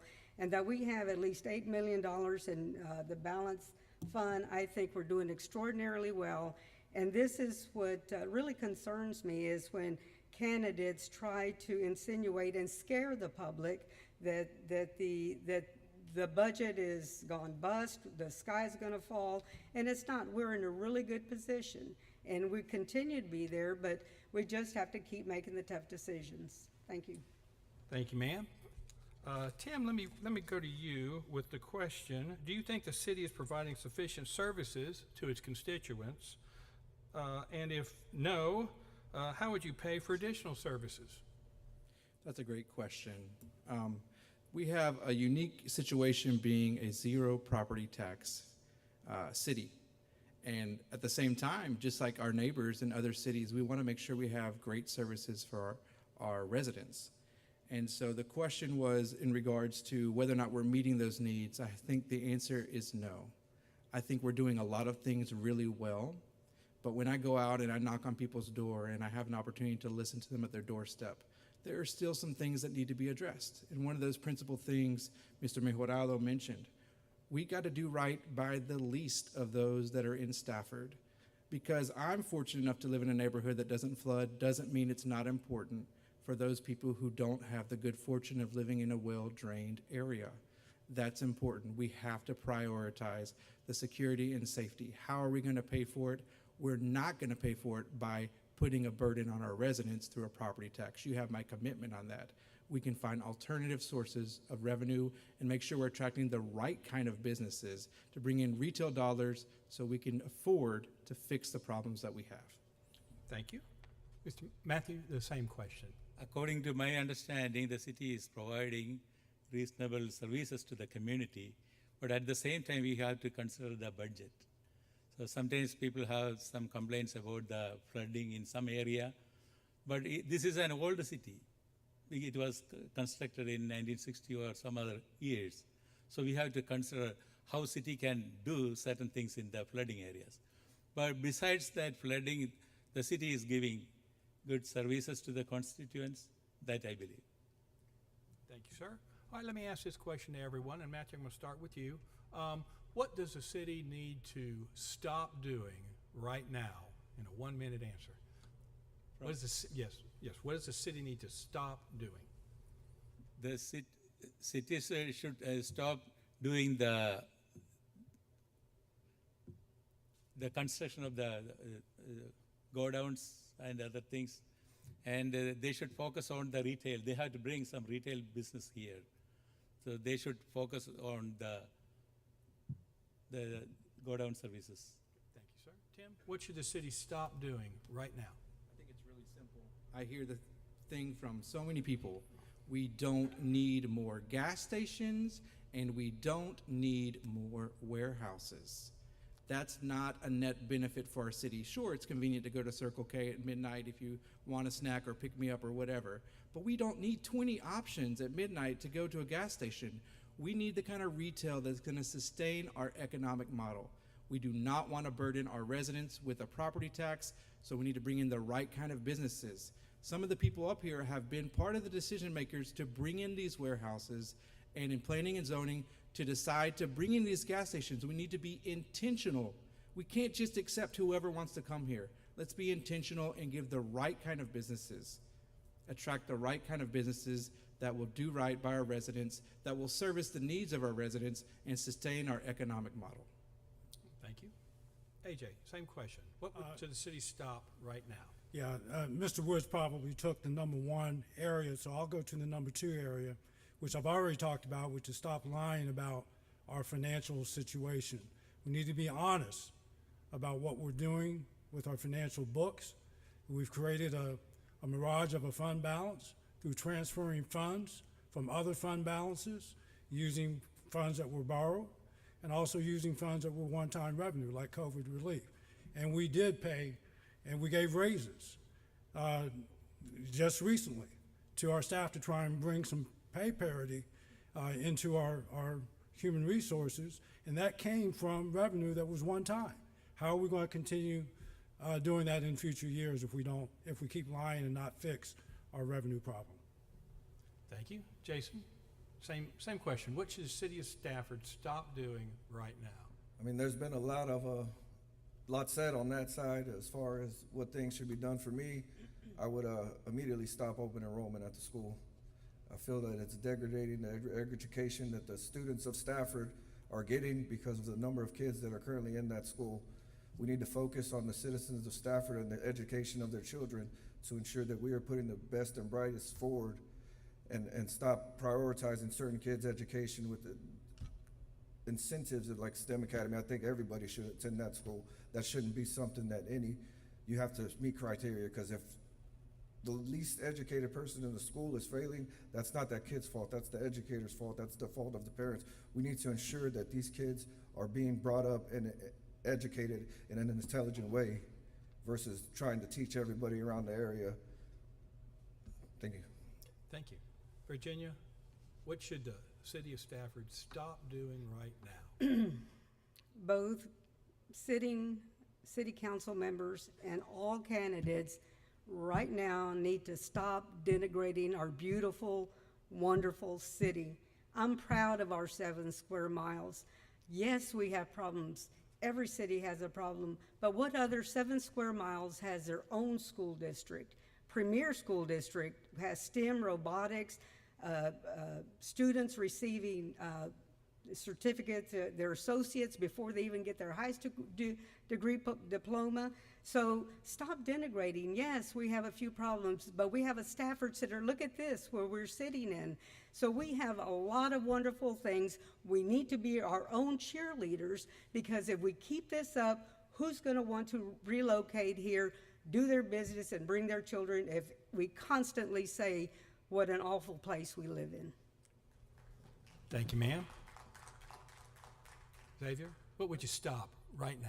Thank you very much. The one thing that I think that needs to be looked at is our economic development model that we have.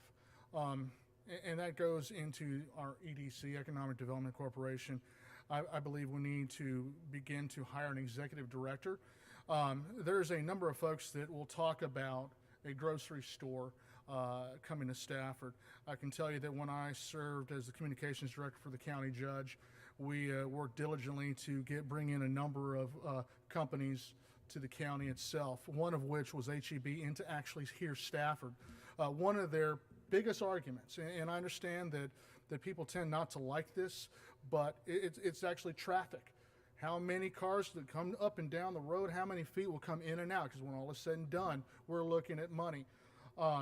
So that's one of the things that we need to go ahead and have a person who's full-time, dedicated to go ahead and bringing these businesses back to Stafford. Thank you very much. Okay. All right. Thank you. Thank you. Virginia, I'm going to head down to you again on this end. We just talked about what city of Stafford should stop. What should we start? Tomorrow morning, what should we start doing? Tomorrow morning, we're landlocked. We have no more land to speak of. So revitalization is the next big thing that we must approach. We're an aging community, and as I stated earlier, we need to look for places for our elders to move, because they want to downsize. They don't need big yards. They don't need to be mowing and the expenses of utilities. So use some of that zoning to and get with the realtors and figure out where can we put some nice little townhomes or patio homes for our elderly that still want to get out and be in the community, but in a smaller house. I think that's very important. That's one of the premier things that I think that we should be looking at, and continue to look at the infrastructure and the drainage that everybody, that is a given. It's never gone away. It will continue to be an issue that we should continue working on, not just today, tomorrow, but every day. Thank you, ma'am. Xavier, I'm going to go to you. What do we start tomorrow morning? City of Stafford. I think we need to go ahead and do a better job of promoting our city. When you look at the city of Stafford, there's a lot of positives. the Stafford Municipal School District, and I see my good friend and current board president here with us today, and I had the honor of working with him on the school board. Stafford Municipal School District is a B-rated school district. When you flip right around, you look at the city of Stafford, the ease to go ahead in and out of the freeways, whether it's Highway 59, Highway 90, I mean, you're there. We need to promote that we're open for business, and that you know, as mentioned previously, you know, we're willing always to work and find different ways to attract those businesses. So those are some of the things. But also, I'd go ahead, if it was up to me, to look into hiring that economic development director. Thank you, sir. AJ, what should we start tomorrow? We can start immediately 2 things. One is start engaging our community in helping to solve some of the problems that we do have. And I would do that by creating a great neighborhoods empowerment grant program with our HOAs and our neighborhood leaders, so that they could identify areas where we can beautify, provide better security, and other things. That's one. The second thing is to immediately start the process of creating a municipal development corporation so we can invest in our school district. We do not take advantage of the 2 biggest things that we have, which is that special designation, the only one in the state that is known as a municipal school district. We don't take advantage of that as a municipality. The second thing is to make sure that we're raising the funds that we need to help the school district continue. Thank you, sir. Jason, what do we start doing tomorrow? I will agree with Xavier on the promotion. Thousands has ever known that Stafford is a tax-free city. Not one single person. I think if people knew about that, as well as the uniqueness of the district and where it can go, we'd have people knocking down the doors, because I know everybody I've talked to tries to buy property in Stafford to live here because of those 2 things. The other thing is just unite. We need to become a community instead of individuals. Everybody has their own agenda, but it doesn't seem like that agenda is meant for the people. That's one thing we really need to do, is everybody needs to get on the same page to better the city. Thank you, sir. Matthew, same question. What do we start tomorrow? Yes, since we have zero property tax, we must focus on the revenue generation. We have to bring some retail business so we can get more revenues. Secondly, we have to focus on the real issues in the city. We have to consider what is the real issue we are facing. If it is a flooding, we have to address that issue.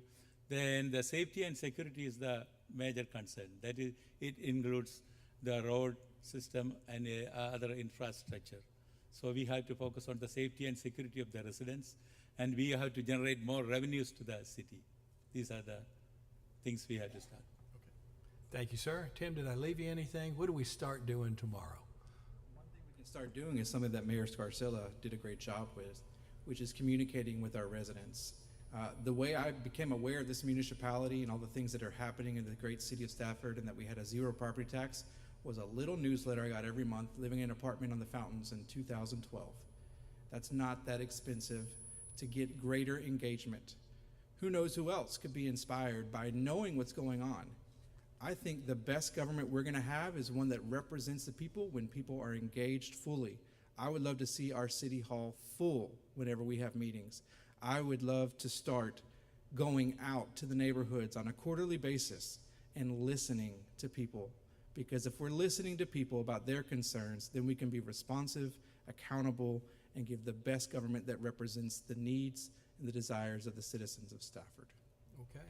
Well, thank you, Tim. Tim, I'm gonna start back with you on my next question. So we've talked about what we need to stop. We've talked about what we need to start. What is Stafford doing right? What do we need to keep doing in the city of Stafford? Well, you gave me an easy one, thanks. We're doing right the zero property tax for our residents. No one else around us has that privilege. We live in trying economic times. Things are going on in Washington and Austin. Things are happening around the world that challenge our economy, and most importantly, our home economy. As a teacher on a teacher's salary, I am not going to institute a property tax on our residents. That's something that Stafford is doing right, and I want to see it through. I want to find creative ways to make sure we're dealing with the needs, the real needs of our citizens, without burdening our taxpayers by implementing a property tax. Okay, thank you. Matthew. Yeah, Tim Wood, we should not burden the people with more taxes. I stand for the zero property tax. So I talked to several people. They told me the property tax is increasing everywhere. It is creating a lot of problem to the people. Actually, the people live in Stafford is actually blessed. We don't give a lot of taxes. Then beautification of the city is the other things. This city is a old city. We have to make it great. That is my desire. Okay, thank you. Jason, I'll hit you up here. What is Stafford doing right? What do we need to keep doing in the city of Stafford? I mean, I don't think you could say it enough. No property taxes. I would die before I'd ever agree to implement a property tax and stick our hands or the government's hands in your pockets.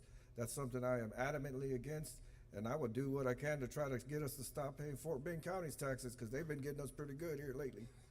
The increases there are ridiculous, and I'm not the only one that feels the pain. I'm pretty sure all y'all feel it as well, and we've got to find a way to get free of that, because as long as we're paying somebody taxes for our property, we don't really own it. We're renting it, so we need to stop that as well. Maybe you can help with that. All right, well, remember, if you're elected, you will be the government. Xavier, same question. What is Stafford doing right? What do we need to keep doing? You know, I think it's unanimous. The zero property tax is a great tool and asset to go ahead and market to not only this community, but to others outside to go ahead and bring in. So when companies come in to your community, they're looking at affordability. They're looking at your public schools and where they're at for their workforce. Also, any other types of educational opportunities, ease and access. But the zero property tax is awesome. You know, when you look at it, and kind of echoing what my dear friend here went ahead and mentioned, if you're fortunate to live on the Fort Bend County side, you're definitely doing a lot better in taxes than you would be on the Harris County side, as Fort Bend's a lot cheaper, as we all know. But that is one thing that I think that you have a unanimous agreement with everyone.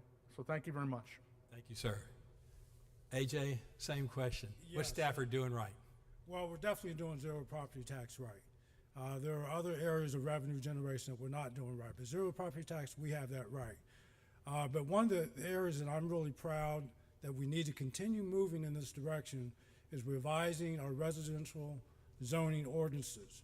There was some discussion at the meeting last night about that. I was happy to see that council was interested in trying to work with a landowner to redesign some of our zoning ordinances concerning variances.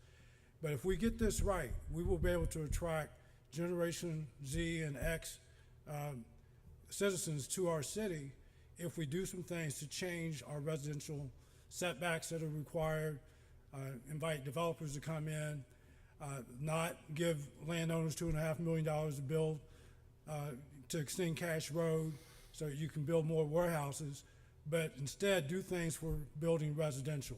We need to continue moving that direction to build and change our zoning rules for residential. All right, Virginia. Thank you. I guess this is called what in cards a royal flush or something like that? Because yes, zero, everybody agrees with that. But the other thing that we're doing right is our partnership with Stafford MSD and the Houston Community College. Our focus has always been in ensuring that our youth gets every opportunity available. So through those partnerships, those are coming to fruition, and associate's degrees benefiting the parents and not having to pay for that. So we're doing that right. Also, we need to continue to be business friendly, because once we do that, they know that our city is willing to work with them, because we want you here. We're open for business, and we're going to do everything, and we have been doing everything to work out resolutions to make that happen. Okay. Thank you, ma'am. So I guess we've this stage right here is an example. We will have guaranteed 3 new council members. Okay, 3 new council members might have the same mayor, might have a different mayor. It's going to be a big to do here. My question is, how would you work with getting consensus with your other council members? What's your style? Tim, how do you do that? Thank you for asking that question. One of the things that bothers me the most is how incapable it seems that our government leaders at the very top to be able to do anything. It doesn't matter which party is in power. The other party, they put their boots, their spurs in the ground, and they don't want to let the other party get anything done. I don't think that's the right way to govern. I think government is done by consensus. Yes, certainly we have our convictions, and there are certain things that we're not going to agree on. But let's find those things that we do agree on. I think we could say that we at least all agree on the zero property tax. I'm sure there's a lot more things that we agree on than we disagree on. If we can put the personality aside and be willing to look at the issues and remember that our charge is to serve the residents, the citizens, and not our own personal ambitions, we can do right by the citizens of Stafford. I know all of the current council people. I am grateful to have met everyone here as well, and I'm willing to work with anyone. Thank you. Thank you, sir. Xavier, how do you work with people? How do you build consensus? Thank you very much. I believe I have a track record of doing that. I have to go ahead and agree with what Mr. Wood went ahead and stated. You know, it's better to go ahead and listen to everybody's concerns and thoughts, and acknowledging that not everybody's going to get what they want. So we have to find a middle ground and identify what is best for our community as a whole. That idea mixed in with the recognition that we work for the people. We work for the people of our community. We work for our neighbors. We work for our family. We work for our family's friends. And when all is said and done, we also work for the businesses. And when I say that, there's a lot of businesses that employ Stafford residents. So we have to take our personal feelings and the political grandstanding and propaganda things that's been going, and we go ahead and work together for the betterment of our community. Thank you, sir. AJ, I'm going to throw it down to you. No, I'm sorry. I told Matthew I'd throw it to him next. I will work with the mayor and other council members for the betterment of the residents. There may be some disagreement. At the same time, I need to consider what is the real issue. I will, if it is a legitimate need or matters, I will go with the legitimate needs and matters. I will support the views and ideas of the people and bring it to the council and stand for the genuine reasons. Thank you, sir. Okay, now AJ. Yeah, Go ahead. my faith has taught me that, you know, working with others is more important than being selfish and always wanting things to be exactly your way. So for me, it's a faith issue that we're required, even when we have differences, to listen and to try and understand one another and to work through those issues. It doesn't mean that you give up your convictions, but you listen and work through them and try and find those common grounds where you can work together. So for me, it's a faith issue and a requirement that we have to, as elected officials, try and make sure that we're doing the best thing for our community and not have self-focused agendas that we want to accomplish. Thank you. Jason, how are you going to work with other council members? I think that it's very easy, honestly, if we all are in agreement that we're here not for ourselves or our own agenda, but we're here for the people, then it should be fairly easy to get things done. The one thing that we all have to realize is it's not about my personal agenda or yours, it's about what the people out in the audience want. And as long as we all are on the same page and agreement that it's not about us, it's about the citizens of this city, it should be fairly easy to get things done.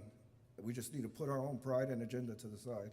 Because I'm not doing this for me. I don't even think this is a paid position, honestly. I'm doing this for the people that out there that don't have a voice, that have been crying on deaf ears. I'm now that ear, or hope to be that ear and shoulder to cry on, and implement changes that could affect the city positively. Thank you, sir. Virginia, how do you build consensus? Thank you. Having served on council before, I think I have a proven record of being able to reach out, and communication is a big word. It's a simple word, but a big word, because it entails negotiation, temperament, honesty, dignity. It encompasses all that. So when you work with someone, and we all are striving for the same goal, is we're working for you, we're working for the community, and we're trying our best to get whatever project it is done. But it's listening to each other, and I think that's sometimes get lost in what their concerns might be and how you may be able to negotiate through that or understand why they're hesitant. But I think just having a simple conversation with one another goes a long way. Okay, thank you, ma'am. Let me ask this question, because we're all zero property tax people up here. And Xavier, I'm going to hit you up on this first. So our sales tax is being impacted by online purchasing. Okay, what do you think the strategy should be for the city of Stafford going forward, realizing the changes in property tax collections? Realizing those, I think that we need to go ahead and work more closely with our state representatives and our state government officials to make sure that we maximize each and every opportunity for our city. We bring that onto it. Also, where we can, we bring in our county officials. And speaking as a collaboration and whatnot, we do that to go ahead and find the best package for our city and our residents. Jason, same question. I'm sorry, could you repeat that, sir? So their online sales are going to be affecting our sales tax position in the city of Stafford. How do we address that? How do you address that as a council? Well, I think we have to have a hard look in the mirror and realize that brick and mortar is, it's on the way out, honestly, just as you said, because of online sales. We have to think of more creative ways to generate revenue for the city besides relying solely or a majority on sales tax. Things we could do, there's controversial opinions, but there's precedents been set across the country where cities are taking charge of their own infrastructures. Instead of paying TXU for the light bill, cities are now providing that, giving a flat rate to citizens. Now, not only would that help the city because that's now revenue that's being generated by the city, it would also help the citizens who are getting the $600, $700, $800 bills from TXU or Champion Energy or like that. You didn't pay the city the $150 or $100. Whatever the case may be, we'd have to sit down and crunch numbers, but that's now money that is being invested or coming into the city where we don't rely on that, and that's going to be continual because there's always going to need power. Things like that, just managing our own self. The city's small enough that we shouldn't rely on anybody. We should be able to take care of ourselves from within. Okay, thank you, sir. AJ, how do you see the relationship between city staff and city council? It's a working relationship, but that relationship is driven really with the department heads, which work on behalf of the council and not just the mayor. So I think you work through the department heads to achieve the things that you want to get done in those departments. But there's a responsibility I think the council has to make sure that there's fairness in our human resources. So I'm very proud that I was able to actually write the resolution that created our human resources department and to begin the process of bringing all of our employees into equity for pay, because it has not always been that way. But we have a responsibility to make sure that we watch out for the interests of our employees, make sure that they're treated fairly, not just the department heads, but all the way down to the very minimum workers. So we have that responsibility, and that's something the council has to make sure that they keep in mind whenever we're doing our budgets and whenever we're moving forward with our proposals. Thank you. Tim, same question. What's the relationship between city council and city staff? I think it's very important for city council to realize that the work of the city, sure, we have the opportunity to vote on things, but the real great work of the city is done by those people that are in those City of Stafford trucks, that are sitting in the building day by day, answering calls, going out and fixing potholes and mowing the common areas. I had the unique opportunity growing up to be a janitor, to work road construction. So I think just being able to break bread with those people and understand that we can relate with one another and that we are grateful for what they're doing. We show them appreciation. I think that's the best way we can build the confidence that really they're the heroes. They're the ones that are doing the work that makes this city function. Yes, we may get, the opportunity to vote, but we just want to show our gratitude and make sure we have a relationship of respect towards those city employees that are working their butts off to make our city as best as it can be. Thank you, sir. Virginia, Yes. how many, tell me, you've done this before. Mhm. How many hours do you think it takes, or how many hours have you reserved for doing your city council job? Week, month?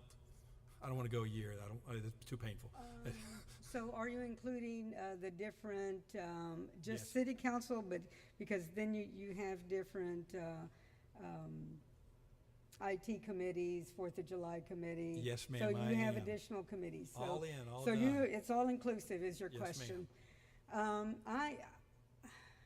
One thing I was taught early on with Mr. Sorbet is, and I hold him dear to my heart because he gave me a lot of guidance, is be ready. Be ready, read. Hector Acevedo, who was on school board, gave me the same advice. Be ready, read. So not only reading and being prepared, which you always should be, it takes, oh Lord, a minimum, I would say, with preparation and some of the city councils that would run long and committee meetings, I would say a minimum of 20, 25 hours. A week, depending on if it's budget, it might be longer because you have additional committee meetings. So it's how much you want to put into the job, and I put 100% into mine, so. Thank you. It might be different for someone else. Okay, thank you, ma'am. Matthew, what's your take? What do you see the time commitment for a city council member? A week? First time I am running for the council position. I have worked as a planning and zoning commissioner, but I never worked as a councilman. But I think there are 2 meetings, and not only the meetings, people will call and inquire about a lot of things. So sometimes people may call at night. That is also community service. So I cannot tell, maybe more than 25 hours in a week. Okay. All right, thank you, sir. Thank you. Continued economic development is very important for any city. What do you as a council member do to build upon this strength, to build upon our economic development? Jason, I want to hit you up with that. What would you do to build on our economic development? Well, the first thing, being a newcomer, never doing this before, is I would have to get into the building and see where we stand currently to even recommend any type of options to improve things. So as of right now, I really don't know where we stand because you hear from everybody that's spoken on this, we're either good or we're bad. I don't know who to believe. I haven't seen the data myself. All I know is that I don't know where we stand, so I really can't give a educated answer on that question. Okay. So it would be hard to say where we need to improve if I don't know where we're lagging at. Okay, all right. Thank you, sir. Matthew, I'm gonna point back to you there. Continued economic development is very important to the city. What would be your plans to attract new businesses to the city? Yeah, we must attract business people. Sorry? No, you're good, you're good. Yeah. We must attract business people, especially the retailers. So they should start business here. We can generate more income. This is an old city, and in some places it looks still old. We need some beautification of the city.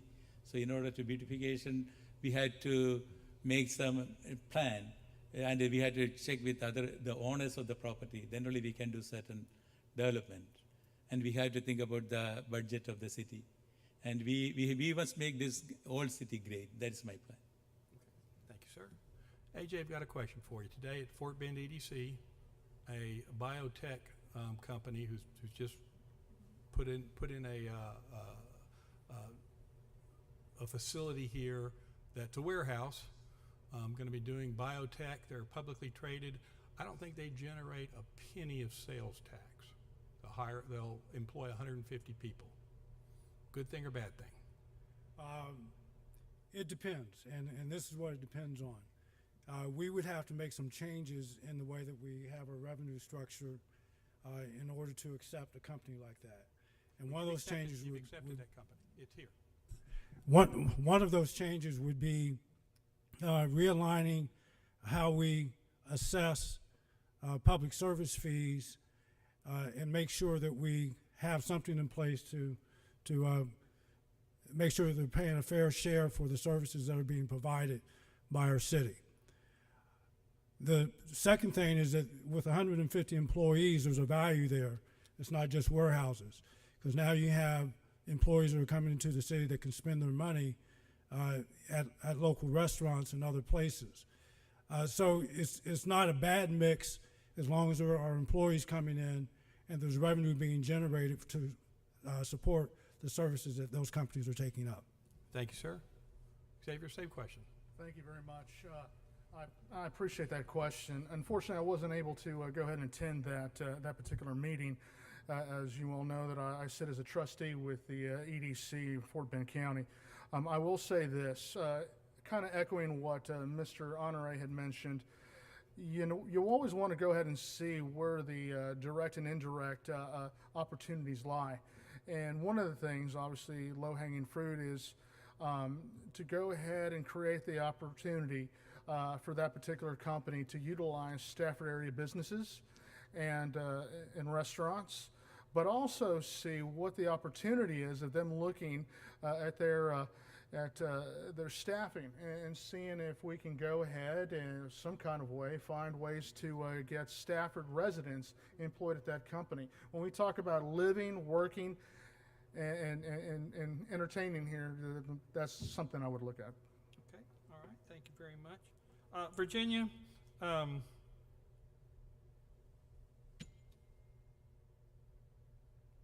do you have a dialogue about important but controversial issues?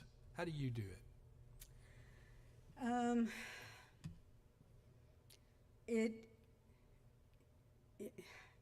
You just have to be honest.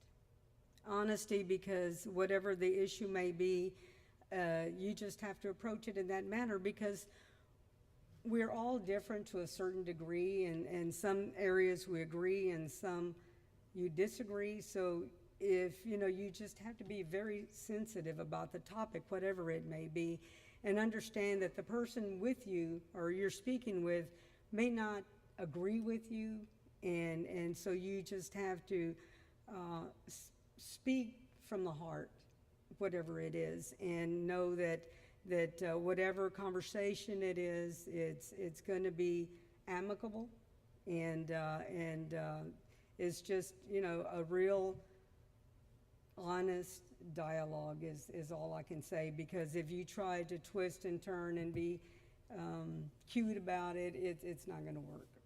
Okay. Thank you, ma'am. Tim, let me go to you with the question.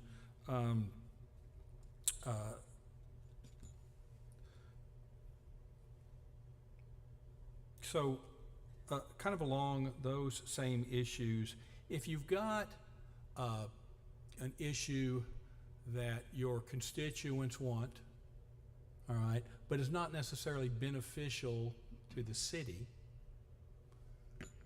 how do you weigh that? What goes through your mind to resolve that issue? Talk me through something. I'm a little confused. If it's beneficial to constituents, then it's beneficial to the city because they make up the city. So can I get another question, or a question that makes sense? A less controversial question. So if you've got a constituent that has an issue that's going to benefit them, but it's not going to benefit the rest of the city, how do you deal with that? That's better? a great question. Okay. And as a teacher, microphone the other one. I've learned the value of learning to leave your bias at the door. if you want to connect with kids or with adults, you have to be willing to listen sincerely without judgment. So I think anyone, whether you're going to agree or not, if you're willing to listen, to hear someone out, to validate their concern, be understanding, even if at the end of the conversation it may be, this is why it can't happen, or I wish we could. Being sincere and honest is better than making promises that you're not going to keep because it's not going to work. But I think being willing to listen with empathy and validate is very important. Thank you.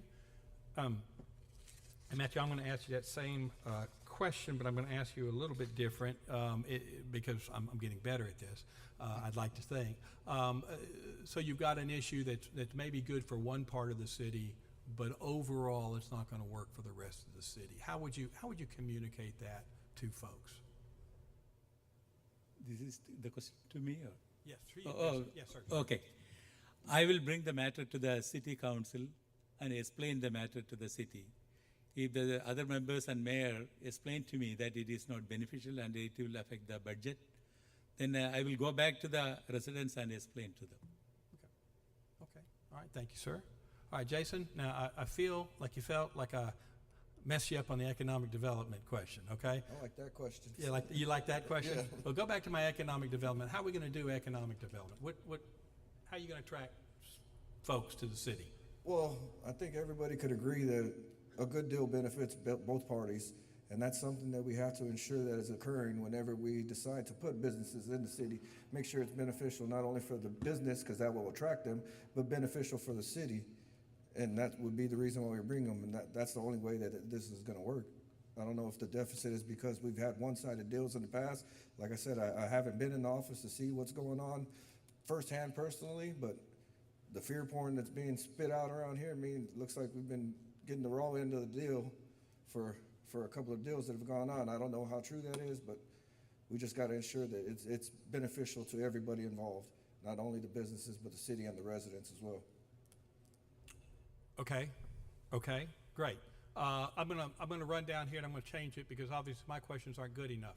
So I'm gonna start with Xavier. What question did I not ask, and what's the answer? Okay, talk about an open-ended one there. At least for this council right now, I'll go ahead and point out how do we continue working with the Stafford Municipal School District and continue that positive track. And I'll say this, the Stafford Municipal School District, as mentioned earlier, holds a very special place in my heart. Serving on that school board, having that school district educate my children, my nephews and nieces. Matter of fact, my youngest son, who just recently graduated, got his associate's degree before his high school diploma, and so did two of my nieces. So I was very, very proud of that. So that's the one of the few things that I would continue on, and I'd like for everybody to, which it seems like everybody has, to continue on that path. So that's the one conversation, what type of way we would go ahead and go through that and how we partner up. So anyway, yeah. Thank you. Jason, what question did I not ask, and what's the answer? You didn't ask me how I was feeling, nervous and anxious, and feel pretty good as well. No, honestly, the question that I think you didn't ask is, that's a hard one because you've covered a lot of topics, but I'll just give a generic answer to an unknown question. What I want the city to accomplish is, again, to be the tip of the spear. Lead not only the area, but the state as well as the country in graduates. And not just educate. There's a difference between education and intelligence.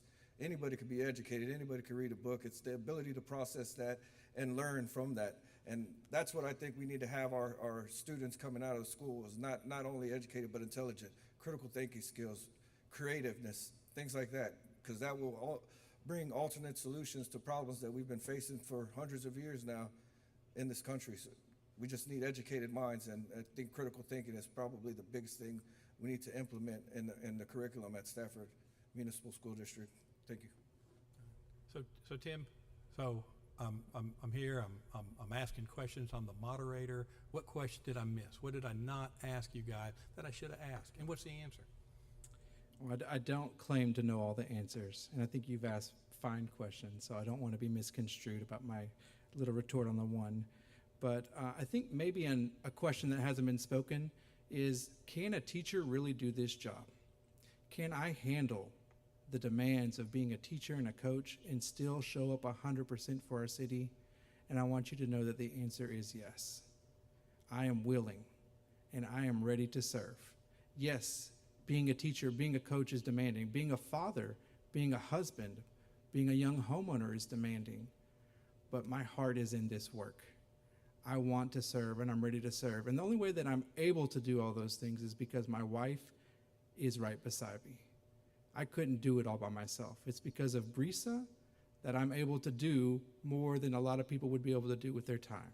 So I'm so grateful for her, and I hope that you, just the same trust that you've given me with being able to educate your youth, I hope that you can see that my passion is here to make our city better, and I'm gonna show up to those city council meetings with ideas, willing to listen, willing to work, and to improve our city. I bring a needed focus on the future. Thank you, sir. And Tim, I've spent almost 38 years as an auditor. I've had most of my personality and feelings surgically removed. Matthew, same question. What question were you expecting maybe that I did not ask? And what's the answer? I personally believe that you covered almost every areas, and that any person can ask any other questions, but you covered almost every areas. I believe that. Okay, all right.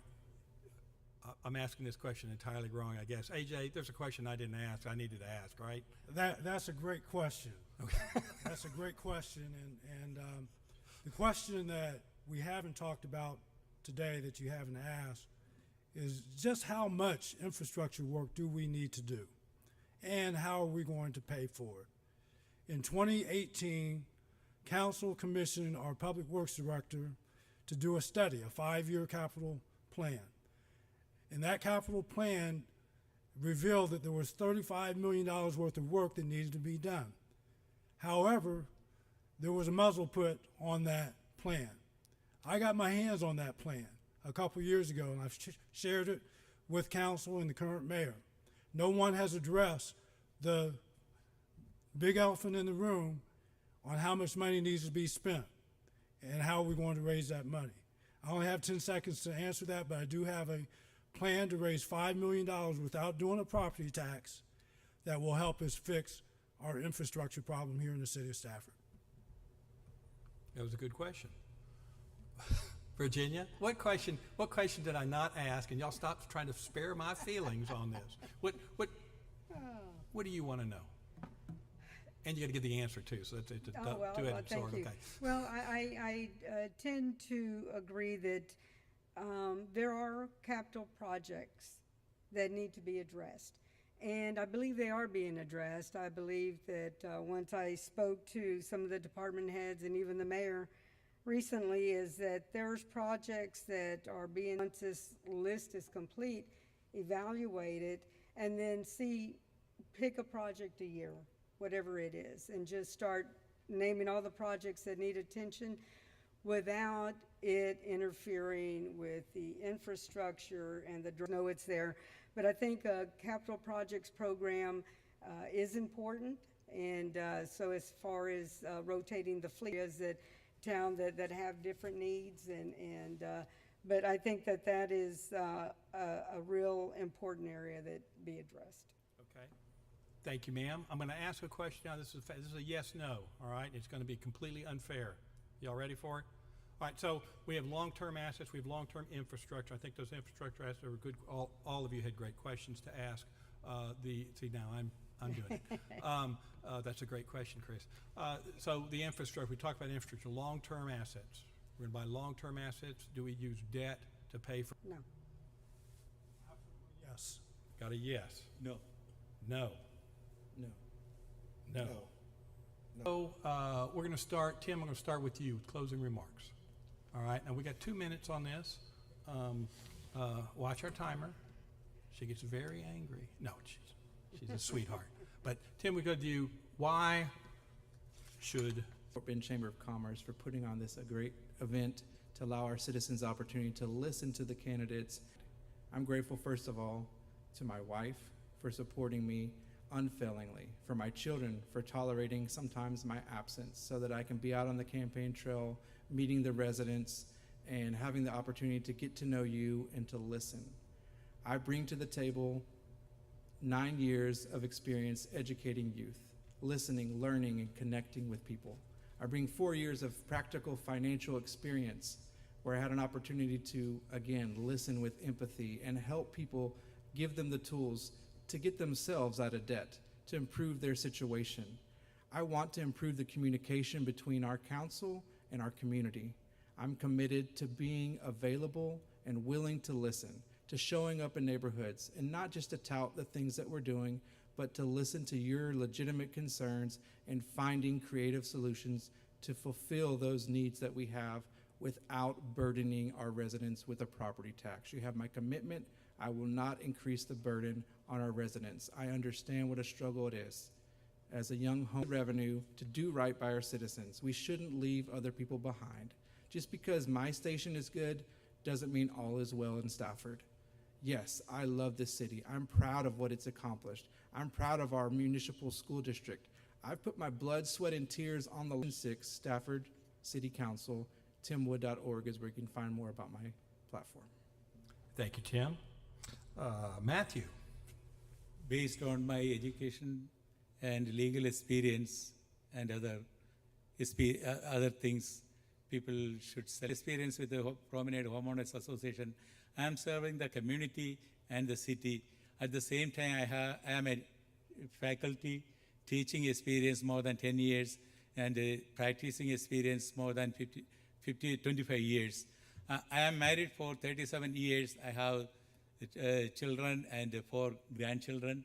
I live in the city from 2014 onwards. Before I moved to this city, I was in Houston. More than 25 years I am in Houston and Stafford area. I am willing to hear from the people, and I want to bring the issues to the city and talk about the matters and stand for the genuine reasons. That's why I am running for this election. Please vote for me. My name is Matthew Ehrman. I am running for the position number 6, Stafford City Council. Thank you. Thank you, sir. AJ. Great. This is a 2-minute question, right?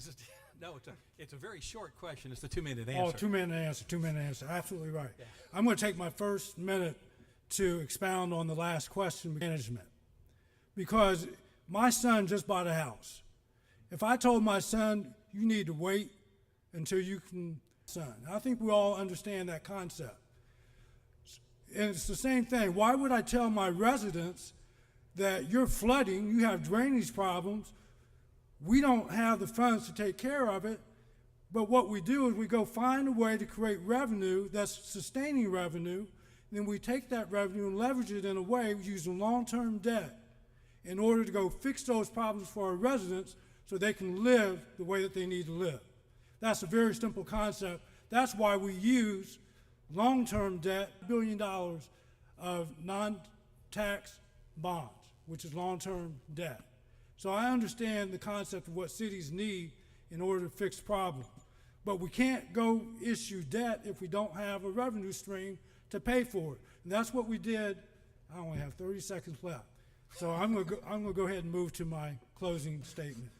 A.J. Honore, running for City Council, position number 2. A few years ago, a strategist told me that ethics will be ahead of you if you live by ethics. I choose to live by ethics.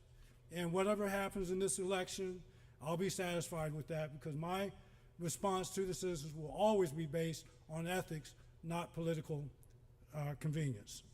Thank you. And I ask for your vote for City Council, position number 2. Thank you, sir. Jason, your closing. Oh, yes, sir. I would just like to say you don't get out of debt by taking on debt. That's not fiscally responsible. Either way, my name is Jason Mejorado. As I've said before, I served 10 years in the United States Marine Corps. I moved my way up the ranks. I'm a proven leader. I led Marines not only in garrison, but on the combat field. I've taken that knowledge and that training that I've received, some of the best training you actually can receive on how to be a leader, and I plan to implement that into Stafford City Council to bring leadership that it seems that this city needs. There's a lot of bickering. We need to all be on the same path, and I feel that I am, as a leader and as a man, I am capable and willing and able to do that. So that is the reason I'm here. That's the reason I'm running, and look forward to seeing you all at the polls. Thank you. Thank you, sir. Virginia, your closing statement. Thank you. So I'm just going to have to use a couple of seconds to respond to that last statement, because you can't possibly go long-term debt. You buy a fire truck that only has a lifespan of so long, and you've financed it for 50 years. That truck is going to be sitting here rusting and not be usable with that, so I'm just leaving that alone. So it is a long-term asset. Anyway, my Stafford family. Although I was not successful in my last year's election, I did not disappear to reappear in time for this year's election. I have remained visible and committed to you. I was appointed to the Planning and Zoning Commission in a partnership with Adam Sanchez. We created a On the Scene podcast on the YouTube channel, which highlighted mom and pop businesses in our community. Our efforts were to highlight people, places, and things that have kept Stafford united and strong. To my surprise, the city of Stafford is now currently following the format Adam and I created to highlight Stafford businesses. I continue to believe that we are the greatest 7 square miles in Fort Bend County, and will serve and will continue to serve with the highest degree of character, integrity, ethics, and honor.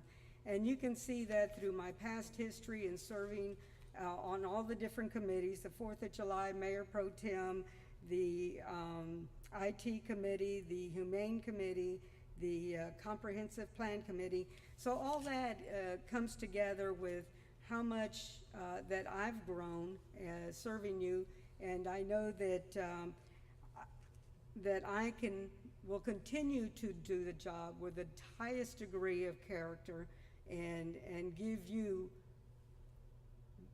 the most I can give you, the best I can do with your vote. So I'm asking for your vote, Virginia Rosas, for position number 2. Thank you, ma'am. Xavier. Thank you very much, Chris, and I definitely want to appreciate you for what you've done today. And I know it's been a long, long day that you've had earlier on, and you know, you've got one more slate of candidates to go ahead and visit with. I want to thank Stafford METV for televising this event, the Fort Bend Chamber of Commerce as a whole for hosting this, and most importantly, you, the viewing audience, for being here today. We spent quite some time tonight discussing our qualifications and motivations for seeking public office. I appreciate each and every one of you and your time and consideration. We have all talked a bit about our vision for the city, but I want to end by talking about why I'm running for re-election. I'm running because I believe in our city. I'm running because Stafford is my home. I believe in our people. I believe that together we can make our city the best place to live, work, and raise a family. I'm asking your vote because I believe I'm the best candidate to help lead our city on council. I commit that I will work with our community members to find solutions to their continuous ongoing issues and new issues. I commit to you that I will go ahead and support our department heads and seek ways that we can go ahead and provide them what's needed to help best elevate our community. I have the experience, the knowledge, and the passion to make our city a better place, and I humbly ask for your vote so that I can be your advocate on council. I hope you will join with me in making our city a better place. My name is Xavier Herrera, and remember, when scrolling down your ballot to City Council position number 5, X marks the spot. Thank you very much. All right. Thank you very much. Candidates, I appreciate you being here. I know the city of Stafford appreciates you being here, and all the residents for putting your hat in the ring and putting up with me, one, but this is the light stuff. You'll get into council, you'll do great. I appreciate you guys running. Ladies and gentlemen, let's give them a round of applause. Thank you very much. Yeah, they're, You know, I really think, though, Chris, if you allow me, you're talking about point of personal privilege the last round. I think we need to give the viewing audience and these folks that have been here for quite a while an applause for what they've done. So thank you very much for being here and dealing with us. good job, good job. Thank you. I have some, thank you, folks.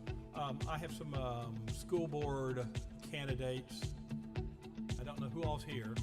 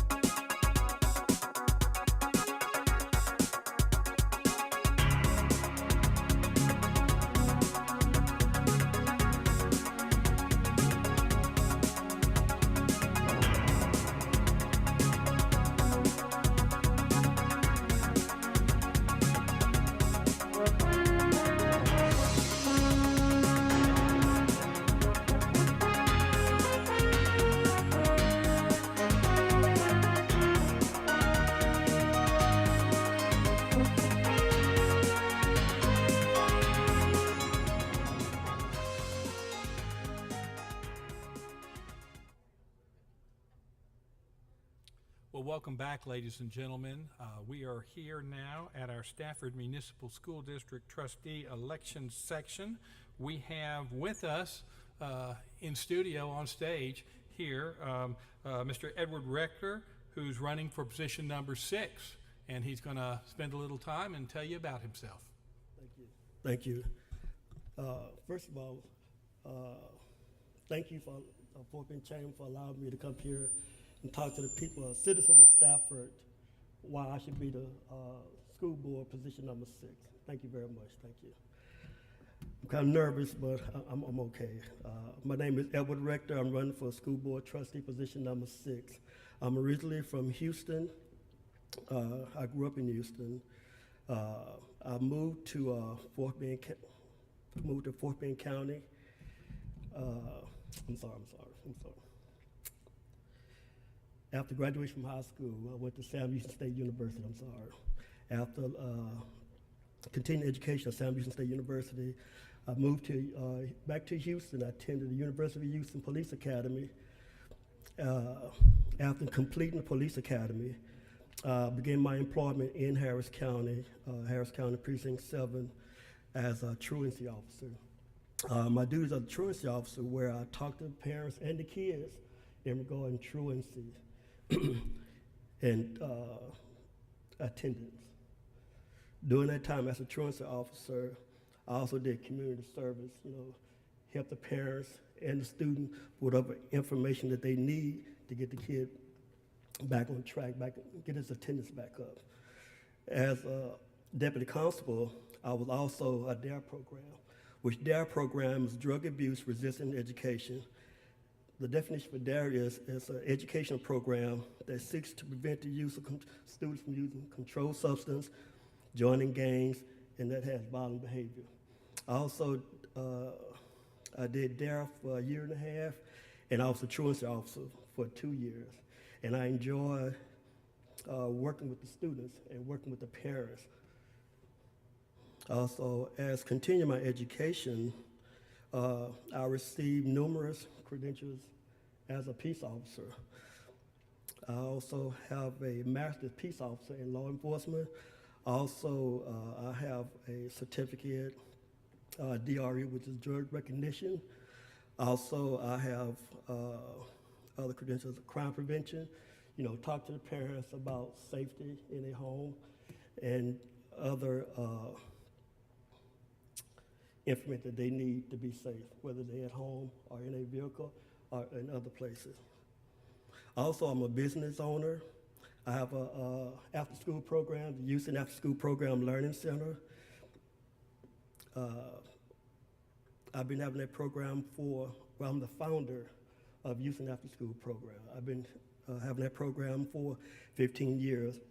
I'm a current resident of Stafford, and I have a business in Stafford.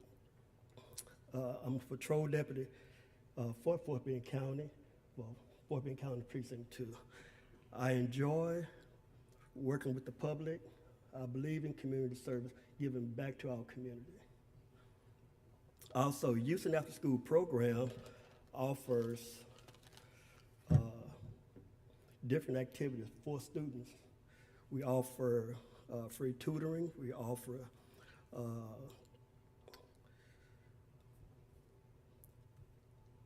learning sessions that would help them to get through school and graduate and be productive citizens in the city of Stafford. Also, using the after-school program, Learning Center has their own basketball activities. And that's still part of my program, using the after-school program to give back to the community, because I believe in giving back to our community. Also, I do community service in Stafford. On weekends, every other weekend, I volunteer with the Houston Food Bank and pass out food to the citizens of Stafford, whoever need it. And I enjoy the work that I do. As I would like for that opportunity to continue to do public service for the city of Stafford and Fort Bend County. Stafford schools are the backbone to our community. I will continue to serve our students and community. I will be dedicated to keeping our schools and safe assurance education needs are being met. My name is Edward Rector for Stafford MSD School Board Trustee, position number 6. Thank you. Thank you, Mr. Rector. Let's give Mr. Rector a round of applause.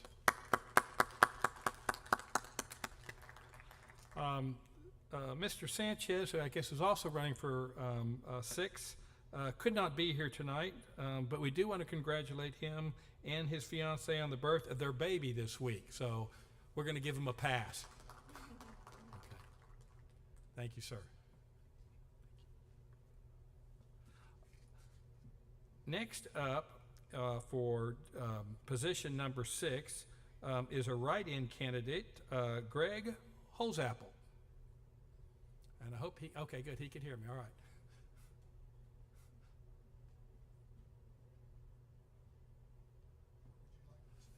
You pick it, so how about that one right there? Thank you, sir. You're welcome. Good evening. My name is Greg Holzapple, and I am a write-in candidate for election to the Stafford Municipal School District Trustees, position number 6. I served as an SMSD Board Trustee for a total of 25 years and have lived in Stafford for 45 years. My 3 children attended and graduated from MSD. Many of you know me or recognize my name. As a write-in candidate, I will not appear on the printed ballot. However, if you will look under Stafford MSD Board Position 6 on the ballot, you will be able to check the write-in box and enter the name Greg Holzapple. That's GREG HOLSAPPLE, and your vote will count for me. SMSD Superintendent Dr. Robert Bostic is one of the best superintendents that I've had the pleasure to be associated with. Our district is in good hands under his innovative leadership. Our district is more than adequately financial shape per state expectations, but would be much better had it not been for COVID-19 and its related expense and closures. The district's fund balance, that is to say the savings account, has dropped and needs to be replenished. Although we have record high enrollment of 3,573 students, which has continued to increase, we now, 3,573 is right. We started off thinking we were going to have 3,453 and budgeted for that. The pandemic, higher operating costs, and lower attendance during the lack of campus instruction required pulling money out of fund balance to supplement the budget. The need for higher operating costs will continue. SMSD needs more students to generate more revenue. Student attendance equals state revenue. Unfortunately, these are the laws of the state of Texas. The legislature is still meeting, and who knows what they're going to come up with by the time that they're out of there. SMSD's relationship with the city has never been stronger. Stafford, we are one. As we continue district operating enhancements, SMSD will reach A ratings with the state. The STEM Magnet School was the first campus to reach that A rating this year. The goal is an A rating for every STEM, for every campus, every year. I believe that 100% of SMSD students should graduate with their HCC associate's degree or be college and career ready without remediation. I strongly support increased campus security and safety. I support balanced budget and low taxes. I support parents' rights to know about their kids' education and their health. Parents should be engaged in all aspects of their children's education. Our students' security and safety are of the utmost importance to us, and we're proud to have the Stafford Police Department there every day with officers on hand. We want our children to be safe. We want our staff to be safe. We are concentrating on the best education for our students. We are always looking for new and innovative methods and programs to educate our children. When we say programs, we mean new coursework, improvement on coursework, and we want rigorous studies. All children do not learn alike. We want our children to have the opportunity to choose if they want to go through college education or go directly into the workforce. It's hard to pass up on a free associate's degree from HCC while still in high school. Think of the money that saves the parents or the children, whoever is financing their education. We offer students exposure to careers through our College and Career Technology Center. What a success. Our students are able to learn about agriculture, audiovisual technology, business management, education, health science, hospitality, IT, marketing, science, auto repair, you name it. Our hospitality students learn to prepare meals in a first-class kitchen under professional chefs. They also do catering, and they will have the skills to run or operate a business should they choose to serve so. Like I said, I have 25 years of experience on the board. I have always worked in the best interest of our students. Some other of my background is I have a Bachelor of Science degree from University of Houston. I have over 40 years of IT and business administration experience, and that lends itself quite nicely to work on the school board. The school board is not a job for the faint of heart. You have to have dedication. You have to want to strive to be better. You have to be there for your students and your staff. All too often, we just talk about teachers and teacher salary. We also have to bear in mind the other part of the district, our bus drivers, our janitorial staff, the people in the office, the people that make school happen. If we didn't have those people and we didn't pay those people well, we wouldn't be able to have schools, so they are very important. Again, please write in Greg Holzapple for position 6. Again, the name is spelled Gregholsapple. Thank you very much for inviting me tonight. Thank you, Mr. Holzapple. Well, thank you everyone for joining us tonight at the Candidates Forum. And please be sure to vote and vote early. I have been told not to say vote often, so I won't. The important election dates, early voting is April 24th through May 2nd, and election day is May 6th.